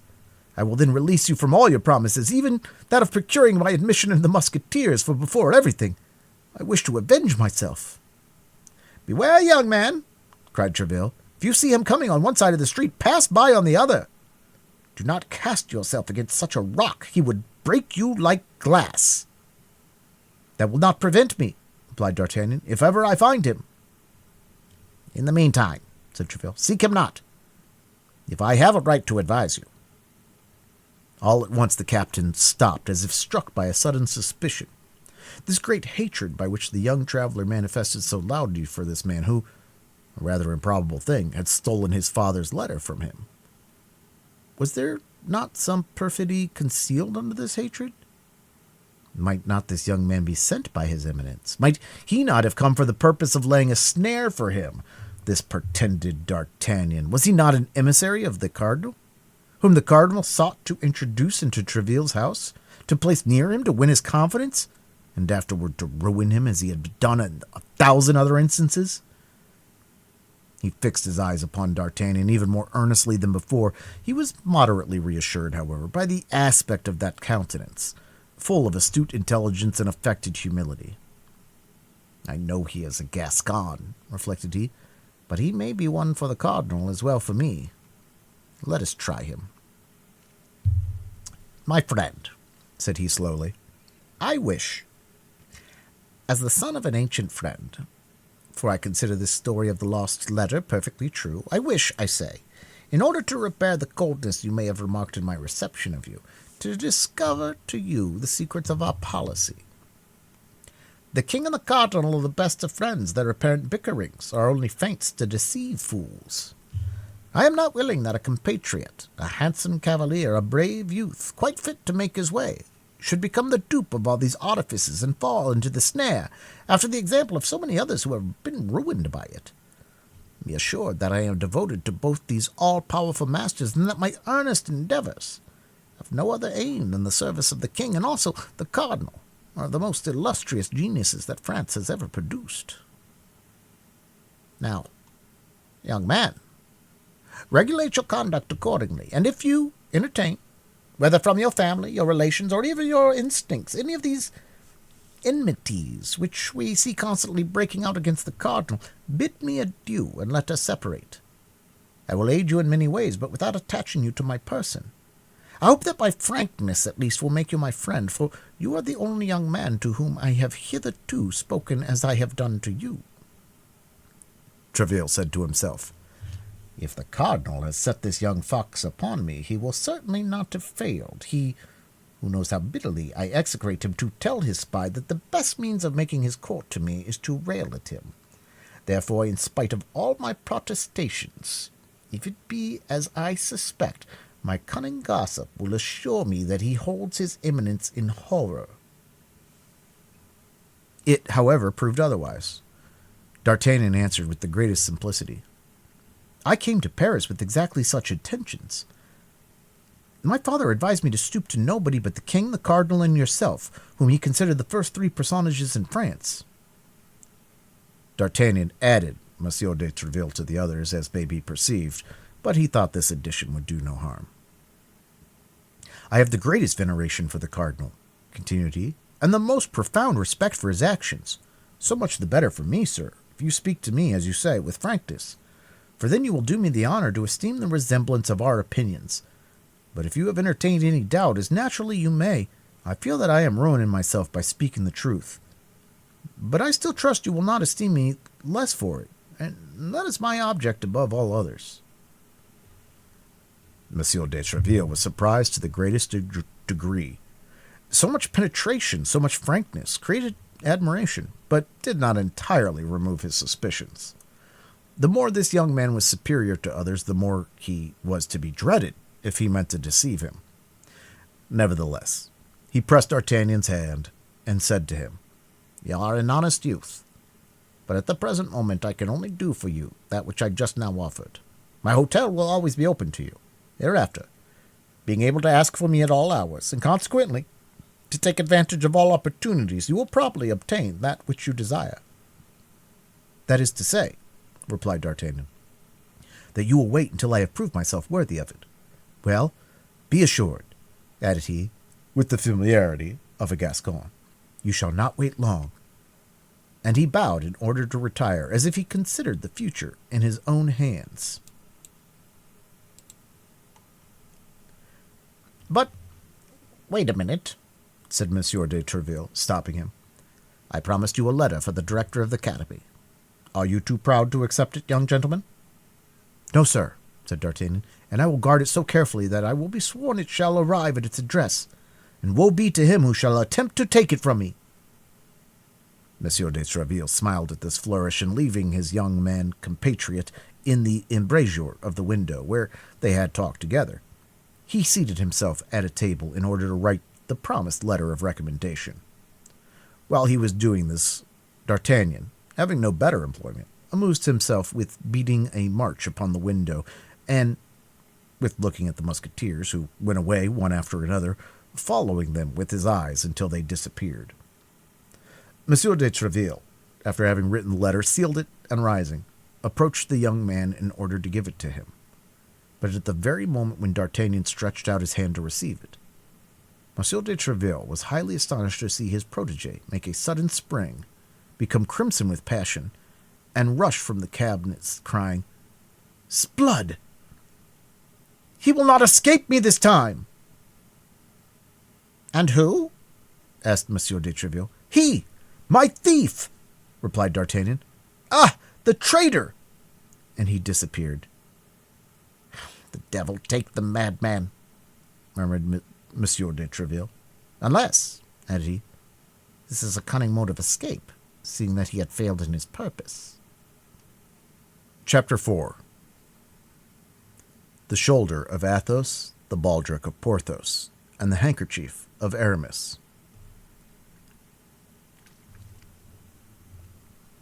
D'Artagnan, in a state of fury, crossed the antechamber at 3 bounds, and was darting towards the stairs, which he reckoned upon descending 4 at a time, when, in his heedless course, he ran head foremost against a musketeer who was coming out of one of Monsieur de Treville's private rooms, and, striking his shoulder violently, made him utter a cry, or rather a howl. "Excuse me," said D'Artagnan, endeavoring to resume his course. "Excuse me, but I am in a hurry." Scarcely had he descended the first stair when a hand of iron seized him by the belt and stopped him. "You are in a hurry," said the musketeer, as pale as a sheet. "Under that pretense you run against me. You say, 'Excuse me,' and you believe that is sufficient." "Not at all, my young man. Do you fancy, because you have heard Monsieur de Treville speak to us a little cavalierly today, that other people are to treat us as he speaks to us? Undeceive yourself, comrade. You are not Monsieur de Treville." "My faith," replied D'Artagnan, recognizing Athos, whom, after the dressing performed by the doctor, was returning to his own apartment. "I did not do it intentionally, and not doing it intentionally, I said, 'Excuse me.' It appears to me that this is quite enough. I repeat to you, however, and this time on my word of honor, I think perhaps too often, that I am in haste, great haste. Leave your hold, then, I beg of you, and let me go where my business calls me." "Monsieur," said Athos, letting him go, "you are not polite. It is easy to perceive that you come from a distance." D'Artagnan had already strode down 3 or 4 stairs, but at Athos' last remark he stopped short. "Morbleu, monsieur," said he, "however far I may come, it is not you who can give me a lesson in good manners, I warn you." "Perhaps," said Athos. "Ah, if I were not in such haste, and if I were not running after someone," said D'Artagnan. "Monsieur, man in a hurry, you can find me without running. Me, you understand." "And where, I pray you?" "Near the Comte de Chaux." "At what hour?" "About noon." "About noon. That will do. I will be there." "Endeavor not to make me wait, for at 12:15 I will cut off your ears as you run." "Good!" cried D'Artagnan. "I will be there 10 minutes before 12." And he set off running as if the devil possessed him, hoping that he might yet find the stranger whose slow pace could not have carried him far. But at the street gate Porthos was talking with the soldier on guard. Between the 2 talkers there was just enough room for a man to pass.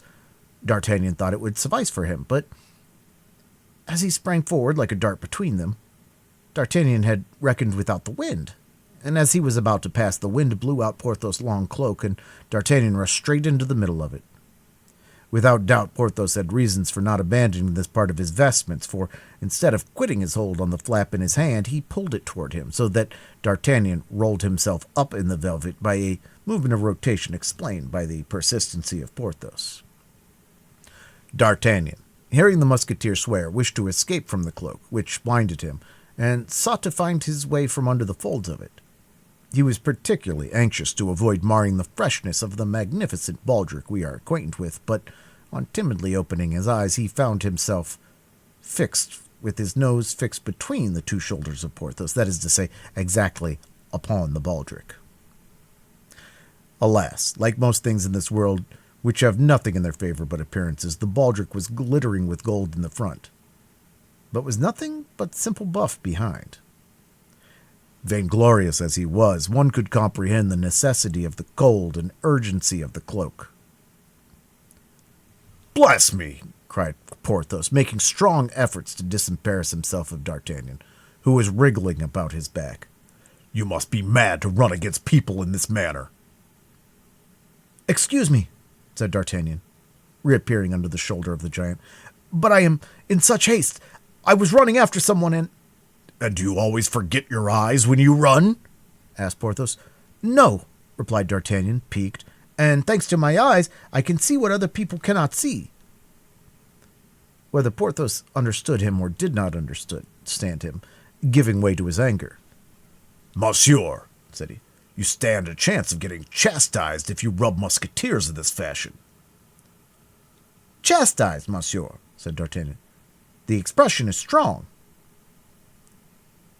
"It is one that becomes a man accustomed to look his enemies in the face."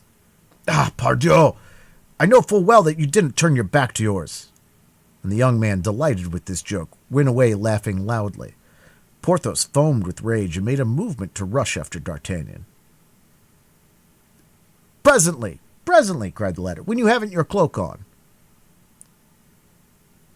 "At 1 o'clock, then, behind the Luxembourg." "Very well. At 1 o'clock, then," replied D'Artagnan, turning the angle of the street.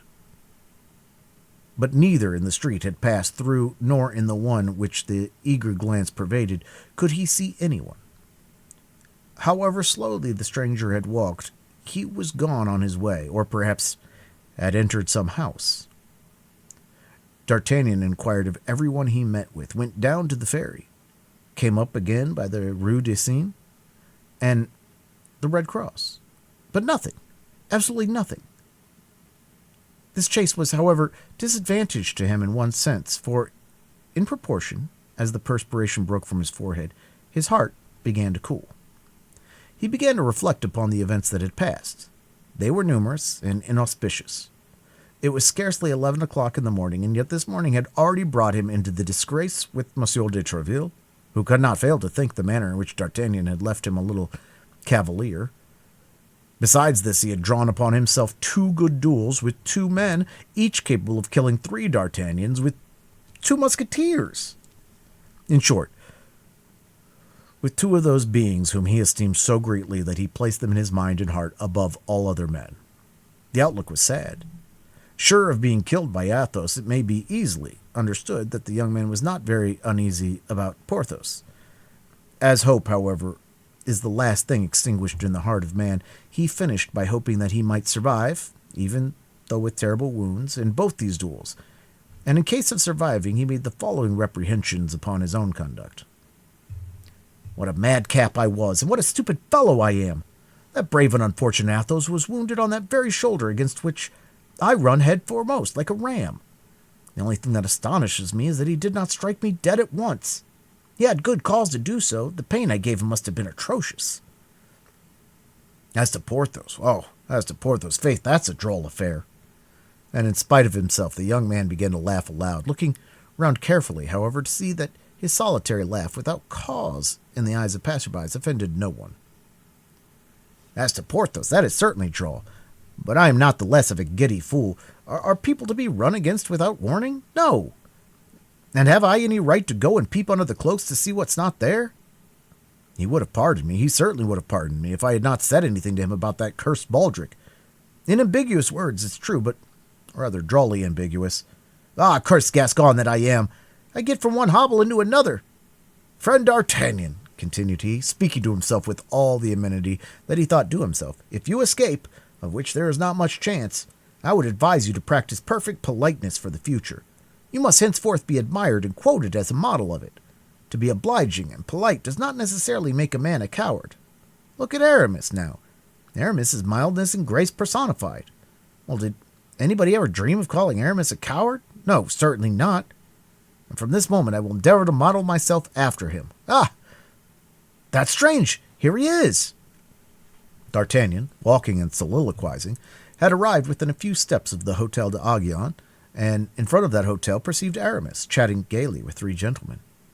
But as he had not forgotten that it was the presence of this young man that Monsieur de Treville had been so angry in the morning, and as a witness of the rebuke the Musketeers had received was not likely to be at all agreeable, he pretended not to see him.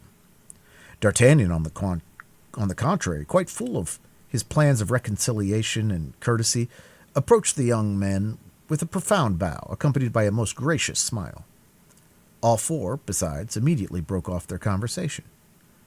D'Artagnan was not so dull as to perceive that he was one too many, but he was not sufficiently broken into the fashions of the gay world to know how to extricate himself gallantly from a false position, like that of a man who begins to mingle with people he is scarcely acquainted with and in a conversation that does not concern him. He was seeking in his mind, then, for the last awkward means of retreat, which he remarked that Aramis had let his handkerchief fall, and by mistake, no doubt, had placed his foot upon it. This appeared to be a favorable opportunity to repair his intrusion.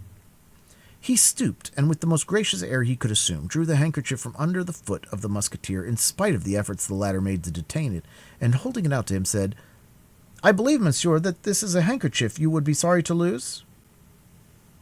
The handkerchief was indeedly richly embroidered, and had a coronet and arms at one of its corners. Aramis blushed excessively, and snatched rather than took the handkerchief from the hand of the Gascon. Ah, cried one of the guards. "Will you persist in saying, most discreet Aramis, that you are not on good terms with Madame de Bois Tracy, when that gracious lady has the kindness to lend you one of her handkerchiefs?" Aramis darted at D'Artagnan one of those looks which inform a man that he has acquired a mortal enemy. Then reassuming his mild air,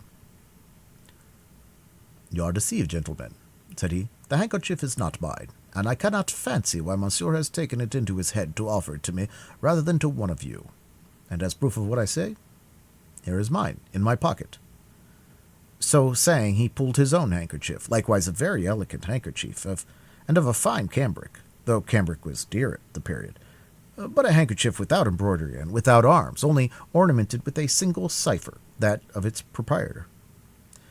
This time D'Artagnan was not hasty. He perceived his mistake, but the friends of Aramis were not at all convinced by his denial, and one of them addressed the young Musketeer with affected seriousness. "If it were as you pretend it is," said he, "I should be forced, my dear Aramis, to reclaim it myself. For as you very well know, Bois Tracy is an intimate friend of mine, and I cannot allow the property of his wife to be sported as a trophy."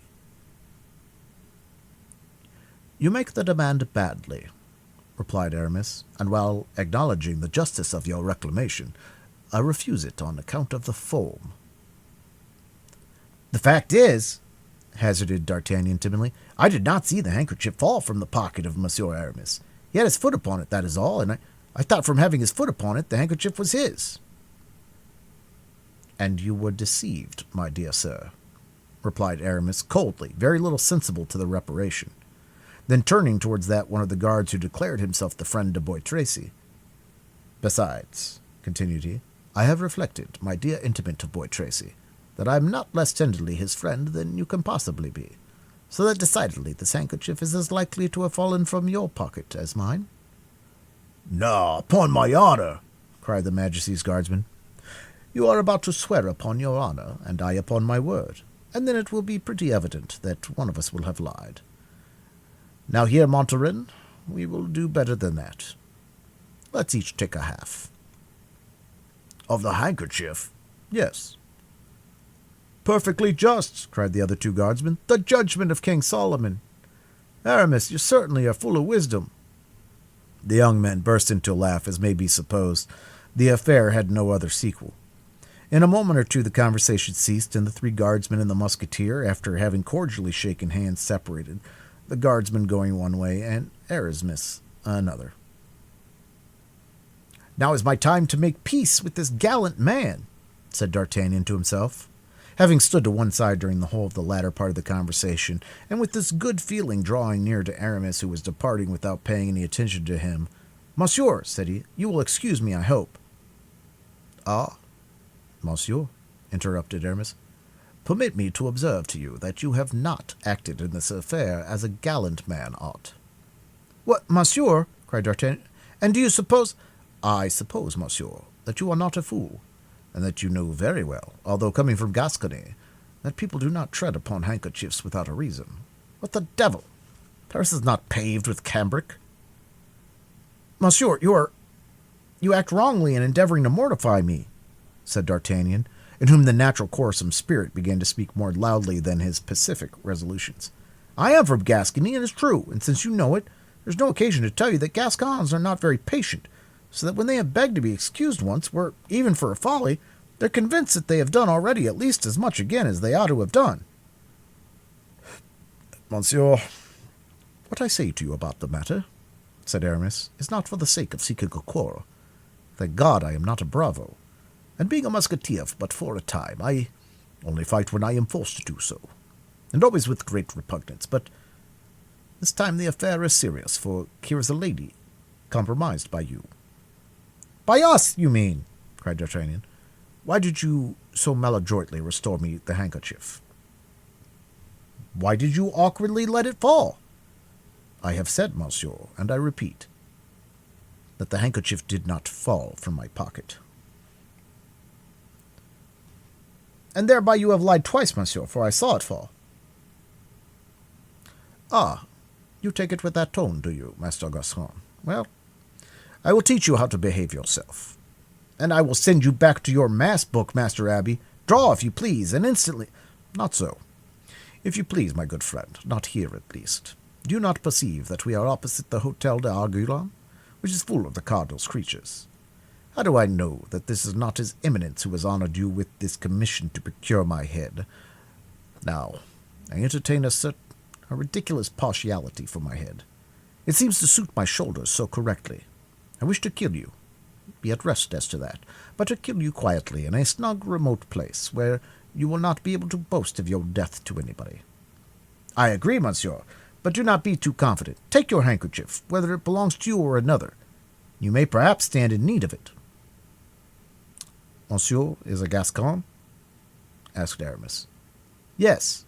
Monsieur does not postpone an interview through prudence? Prudence, monsieur, is a virtue sufficiently useless to musketeers, I know, but indispensable to churchmen.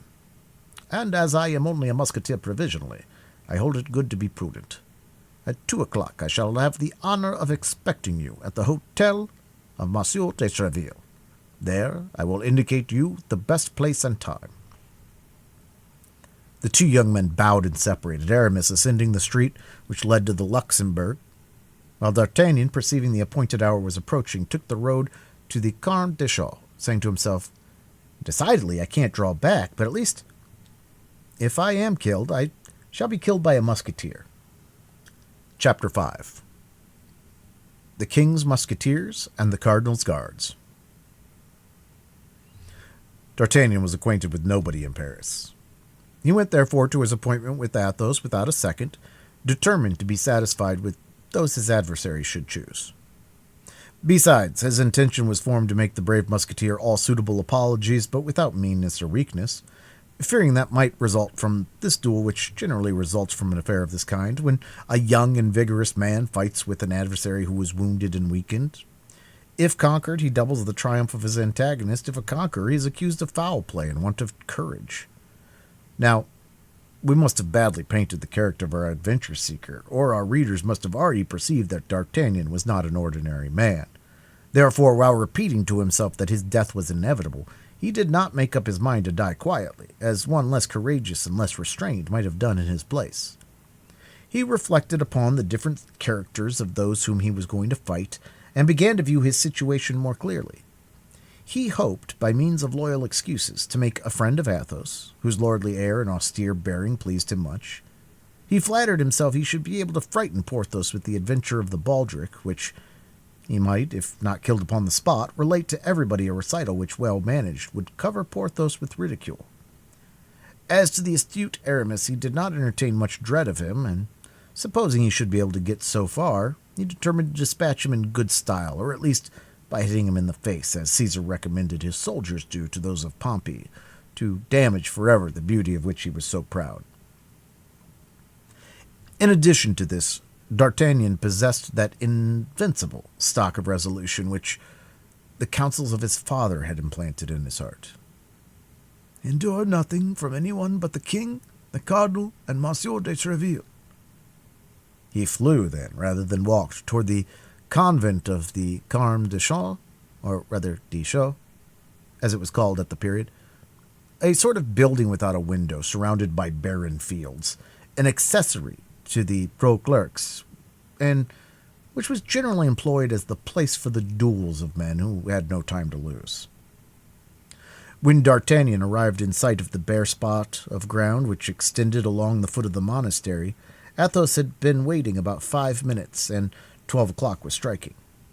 He was, then, as punctual as the Samaritan woman, and the most rigorous casuist with regards to duels could have said nothing to say. Athos, who still suffered grievously from his wound, though it had been dressed anew by Monsieur de Treville's surgeon, was seated on a post and waiting for his adversary with hat in hand, his feather even touching the ground. "Monsieur," said Athos, "I have engaged 2 of my friends as seconds, but these 2 friends are not yet come, at which I am astonished, as it is not at all their custom." "I have no seconds on my part, monsieur," said D'Artagnan, "for having only arrived yesterday in Paris, I as yet know no one but Monsieur de Treville, to whom I was recommended by my father, who has the honor to be, in some degree, one of his friends." Athos reflected for an instant. "You know no one but Monsieur de Treville?" he asked. "Yes, monsieur, I know only him." "Well, but then," continued Athos, speaking half to himself, "if I kill you, I shall have the air of a boy-slayer." "Not too much so," replied D'Artagnan, with a bow that was not deficient in dignity, "since you do me the honor to draw a sword with me while suffering from a wound which is very inconvenient." "Very inconvenient, upon my word. And you hurt me devilishly, I can tell you. But I will take the left hand. It is my custom in such circumstances. Do not fancy that I do you a favor. I use either hand easily, and it will be even a disadvantage to you. A left-handed man is very troublesome to people who are not prepared for it. I regret I did not inform you sooner of this circumstance." "You have truly, monsieur," said D'Artagnan, bowing again, "a courtesy, for which, I assure you, I am very grateful." "You confuse me," replied Athos with his gentlemanly air. "Let us talk of something else, if you please. Ah, s'blood, how have you hurt me? My shoulder quite burns." "If you would permit me," said D'Artagnan, with timidity. "What, monsieur?" "I have a miraculous balsam for wounds, a balsam given to me by my mother, and of which I have made a trial upon myself." "Well?" "Well, I am sure that in less than 3 days this balsam would cure you, and at the end of 3 days, when you would be cured, well, sir, it would still do me a great honor to be your man." D'Artagnan spoke these words with a simplicity that did honor to his courtesy, without throwing the least doubt upon his courage. "Pardieu, monsieur," said Athos. "That's a proposition that pleases me. Not that I can accept it, but a league off it savors of the gentleman. Thus spoke and acted the gallant knights of the time of Charlemagne, in whom every cavalier ought to seek his model. Unfortunately, we do not live in times of the great emperor. We live in the times of the cardinal. And 3 days hence, however well the secret might be guarded, it would be known, I say, that we were to fight, and our combat would be prevented. I think these fellows will never come." "If you are in haste, monsieur," said D'Artagnan, with the same simplicity with which a moment before he had proposed to him to put off the duel for 3 days, "and if it be your will to dispatch me at once, do not inconvenience yourself, I pray you." "There is another word which pleases me," cried Athos, with a gracious nod to D'Artagnan. "That did not come from a man without a heart. Monsieur, I love men of your kidney, and I foresee plainly that if we don't kill each other, I shall hereafter have much pleasure in your conversation. We will wait for these gentlemen, so please you. I have plenty of time, and it will be more correct. Here is one of them, I believe." In fact, at the end of the Rue Vaugirard, the gigantic Porthos appeared. "What?" cried D'Artagnan. "Is your first witness Monsieur Porthos?" "Yes. This disturbs you?" "By no means." "And here is the second." D'Artagnan turned in the direction to which pointed Athos and perceived Aramis. "What?" he cried, in an accent of greater astonishment than before. "Your second witness is Monsieur Aramis?" "Doubtless. Are you not aware that we are never seen one without the others, and that we are called among the Musketeers and the Guards, at court and in the city, Athos, Porthos, and Aramis, or the three inseparables? And yet, as you come from Dax or Pau—" "From Tarbes," said D'Artagnan. "It is probable you are ignorant of this little fact," said Athos. "My faith," replied D'Artagnan, "you are a well-named gentleman, and my adventure, if it should make any noise, will prove at least that your union is not founded upon contrasts." In the meantime, Porthos had come up, waved his hand to Athos, and then turning toward D'Artagnan, stood quite astonished. Let us say in passing that he had changed his baldric and relinquished his cloak. Ah, said he. What does this mean?" "This is the gentleman I am going to fight with," said Athos, pointing to D'Artagnan with his hand and saluting him with the same gesture. "Why, it is with him I am also going to fight." "But not before 1 o'clock." "And I am also to fight this gentleman," said Aramis, coming in his turn into the place. "But not until 2 o'clock," said D'Artagnan with the same calmness. "But what are you going to fight about, Athos?" said Aramis. "Faith, I don't very well know. He hurt my shoulder. And you, Porthos?" "Faith, I'm going to fight, because I'm going to fight," answered Porthos, reddening. Athos, whose keen eye lost nothing, perceived a daintily sly smile pass over the lips of the young Gascon as he replied,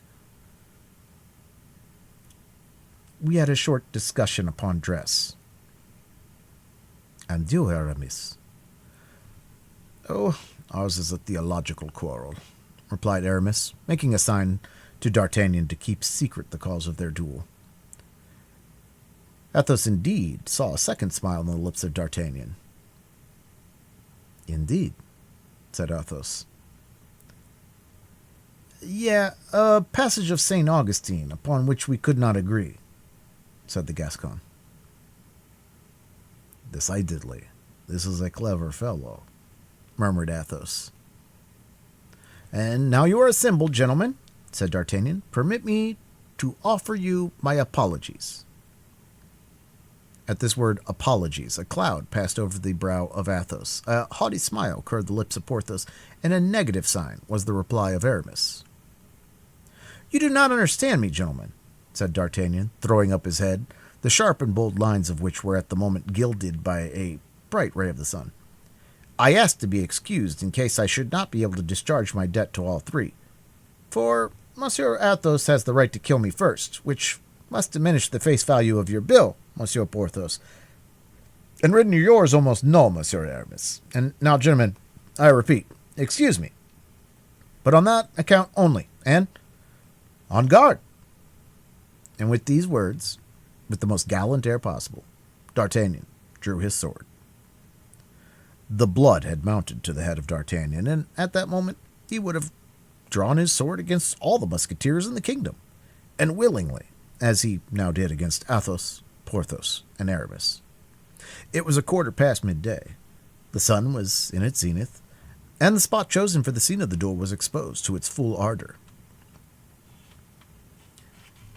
"It is very hot," said Athos, drawing his sword in its turn, "and yet I cannot take off my doublet, for I just now felt my wound began to bleed again, and I should not like to annoy Monsieur with the sight of blood which he has not drawn from me himself."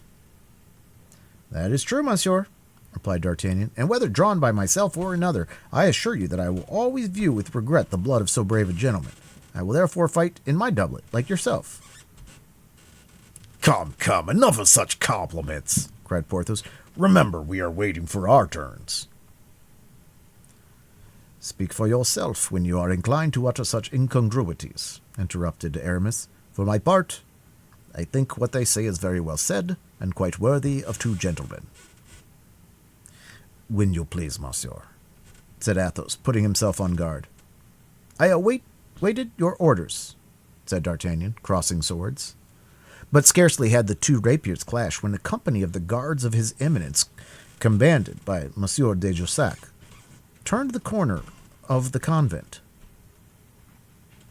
The gentlemen's guards!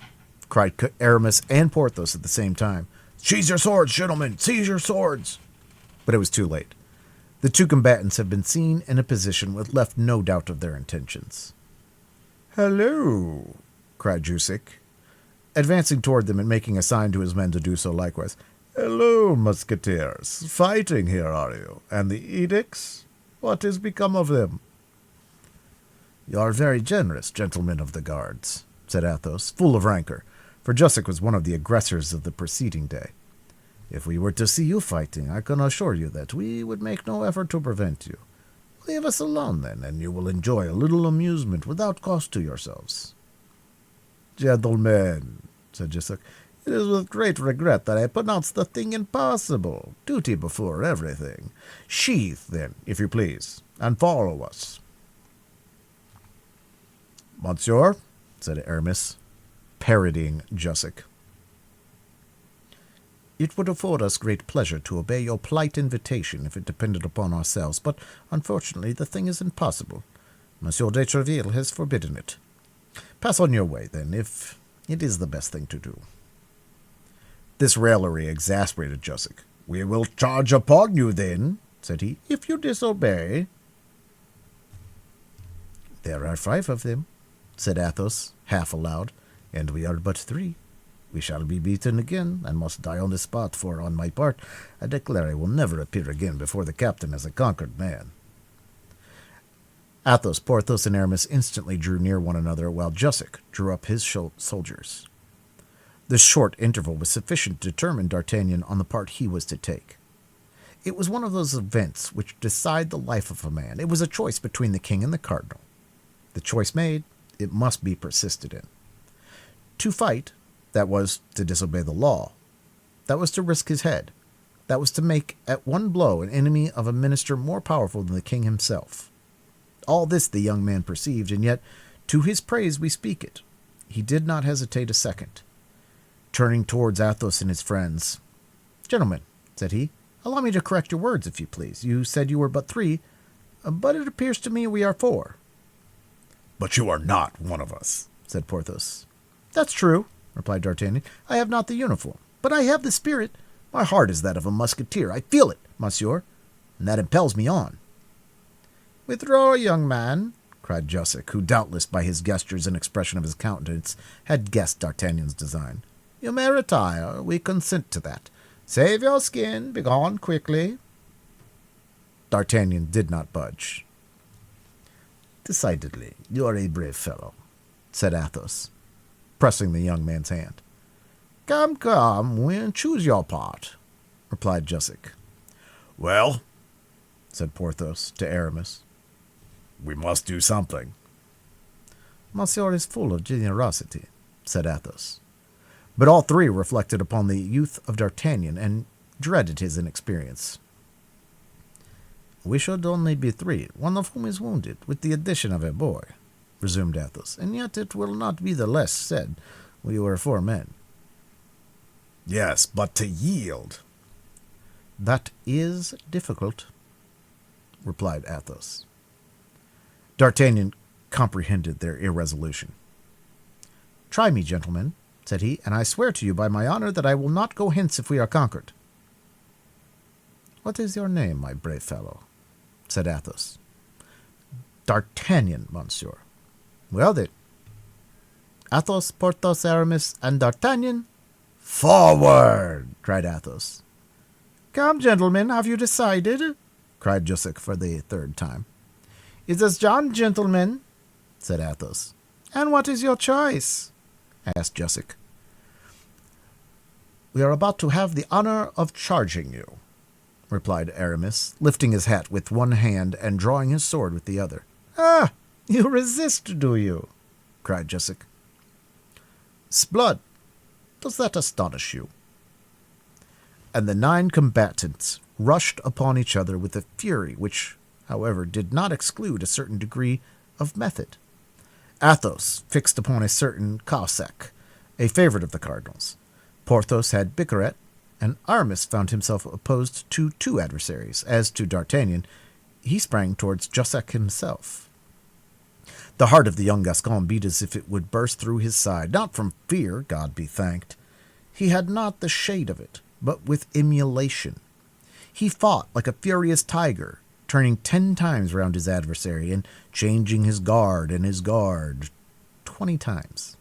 Jussac was, as was then said, a fine blade, and had had much practice. Nevertheless, it required all his skill to defend himself from an adversary who, active and energetic, departed every instant from received rules, attacking him on all sides at once, and yet parrying like a man who had the greatest respect for his own epidermis.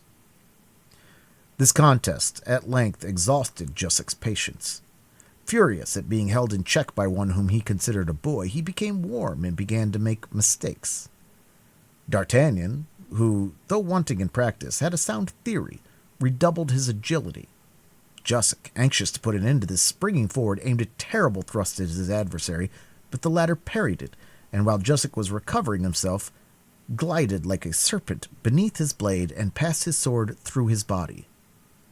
Jussac fell like a dead mass.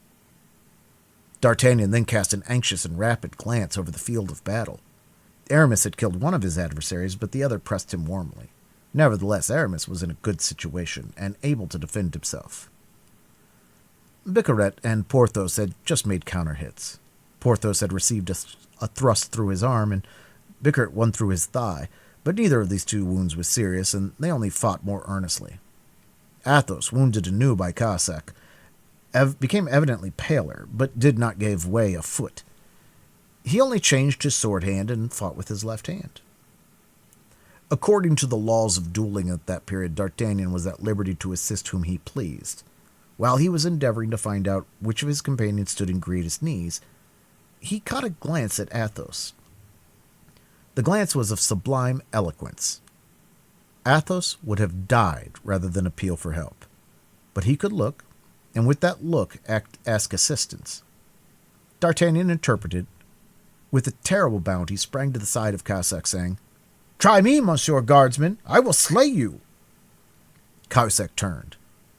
It was time, for Athos, whose great courage alone supported him, sank upon his knee. "'Sblood!" cried he to D'Artagnan. "Do not kill him, young man. I beg of you. I have an old affair to settle with him when I am cured and sound again. Disarm him only. Make sure of his sword. That's it. Very well done." The exclamation was drawn from Athos by seeing the sword of Cahusac fly 20 paces from him. D'Artagnan and Cahusac sprang forward at the same instant, the one to recover, the other to obtain the sword. But D'Artagnan, being the more active, reached it first and placed his foot upon it. Cahusac immediately ran to the guardsman who Aramis had killed, seized his rapier, and returned toward D'Artagnan. But on his way he met Athos, who, during his relief, which D'Artagnan had procured him, had recovered his breath, and who, for fear that D'Artagnan would kill his enemy, wished to resume the fight. D'Artagnan perceived that it would be disobliging Athos not to leave him alone, and in a few minutes Cahusac fell, with a sword thrust through his throat. At the same instant Aramis placed his sword point on the breast of his fallen enemy, and forced him to ask for mercy. There only then remained Porthos and Bicaret. Porthos made 1,000 flourishes, asking Bicaret what o'clock it could be, and offering him compliments upon his brother's having just obtained a company in the regiment of Navarre, but just as he might, he gained nothing. Bicaret was one of those iron men who never fell dead. Nevertheless, it was necessary to finish. The watch might come up and take all the combatants, wounded or not, royalists or cardinalists. Athos, Aramis, and D'Artagnan surrounded Bicaret, required him to surrender. Though alone, against all, and with a wound in his thigh, Bicaret wished to hold out, but Jossac, who had risen upon his elbow, cried out to him to yield. Bicaret was a Gascon, as D'Artagnan was. He turned a deaf ear and contented himself with laughing, and between two parries, finding time to point to a spot of earth with his sword. "Here," he cried, parodying a verse of the Bible, "here will Bicaret die, for I only am left. They seek my life." "But there are four against you. Leave off, I command it." "Ah, if you command me, that's another thing," said Bicaret. "As you are my commander, it is my duty to obey." And springing backward, he broke his sword against his knee to avoid the necessity of surrendering it, threw the pieces over the convent wall, and crossed his arms, whistling a cardinalist air. Bravery is always respected, even in an enemy. The musketeers saluted Bicaret with their swords and returned them to their sheaths. D'Artagnan did the same. Then, assisted by Bicaret, the only one left standing, they bore Jossac, Cossack, and one of Aramis's adversaries who was only wounded, under the porch of the convent. The fourth, as we have said, was dead. They then rang the bell, and carrying away 4 swords out of 5, they took their road, intoxicated with joy, toward the hotel of Monsieur de Treville. They walked arm in arm, occupying the whole width of the street and taking in every musketeer they met, so that in the end it became a triumphal march. The heart of D'Artagnan swam in delirium. He marched between Athos and Porthos, pressing them tenderly. "If I am not yet a musketeer," he said to his new friends as he passed through the gateway of Monsieur de Treville's hotel, "at least I have entered upon my apprenticeship, haven't I?"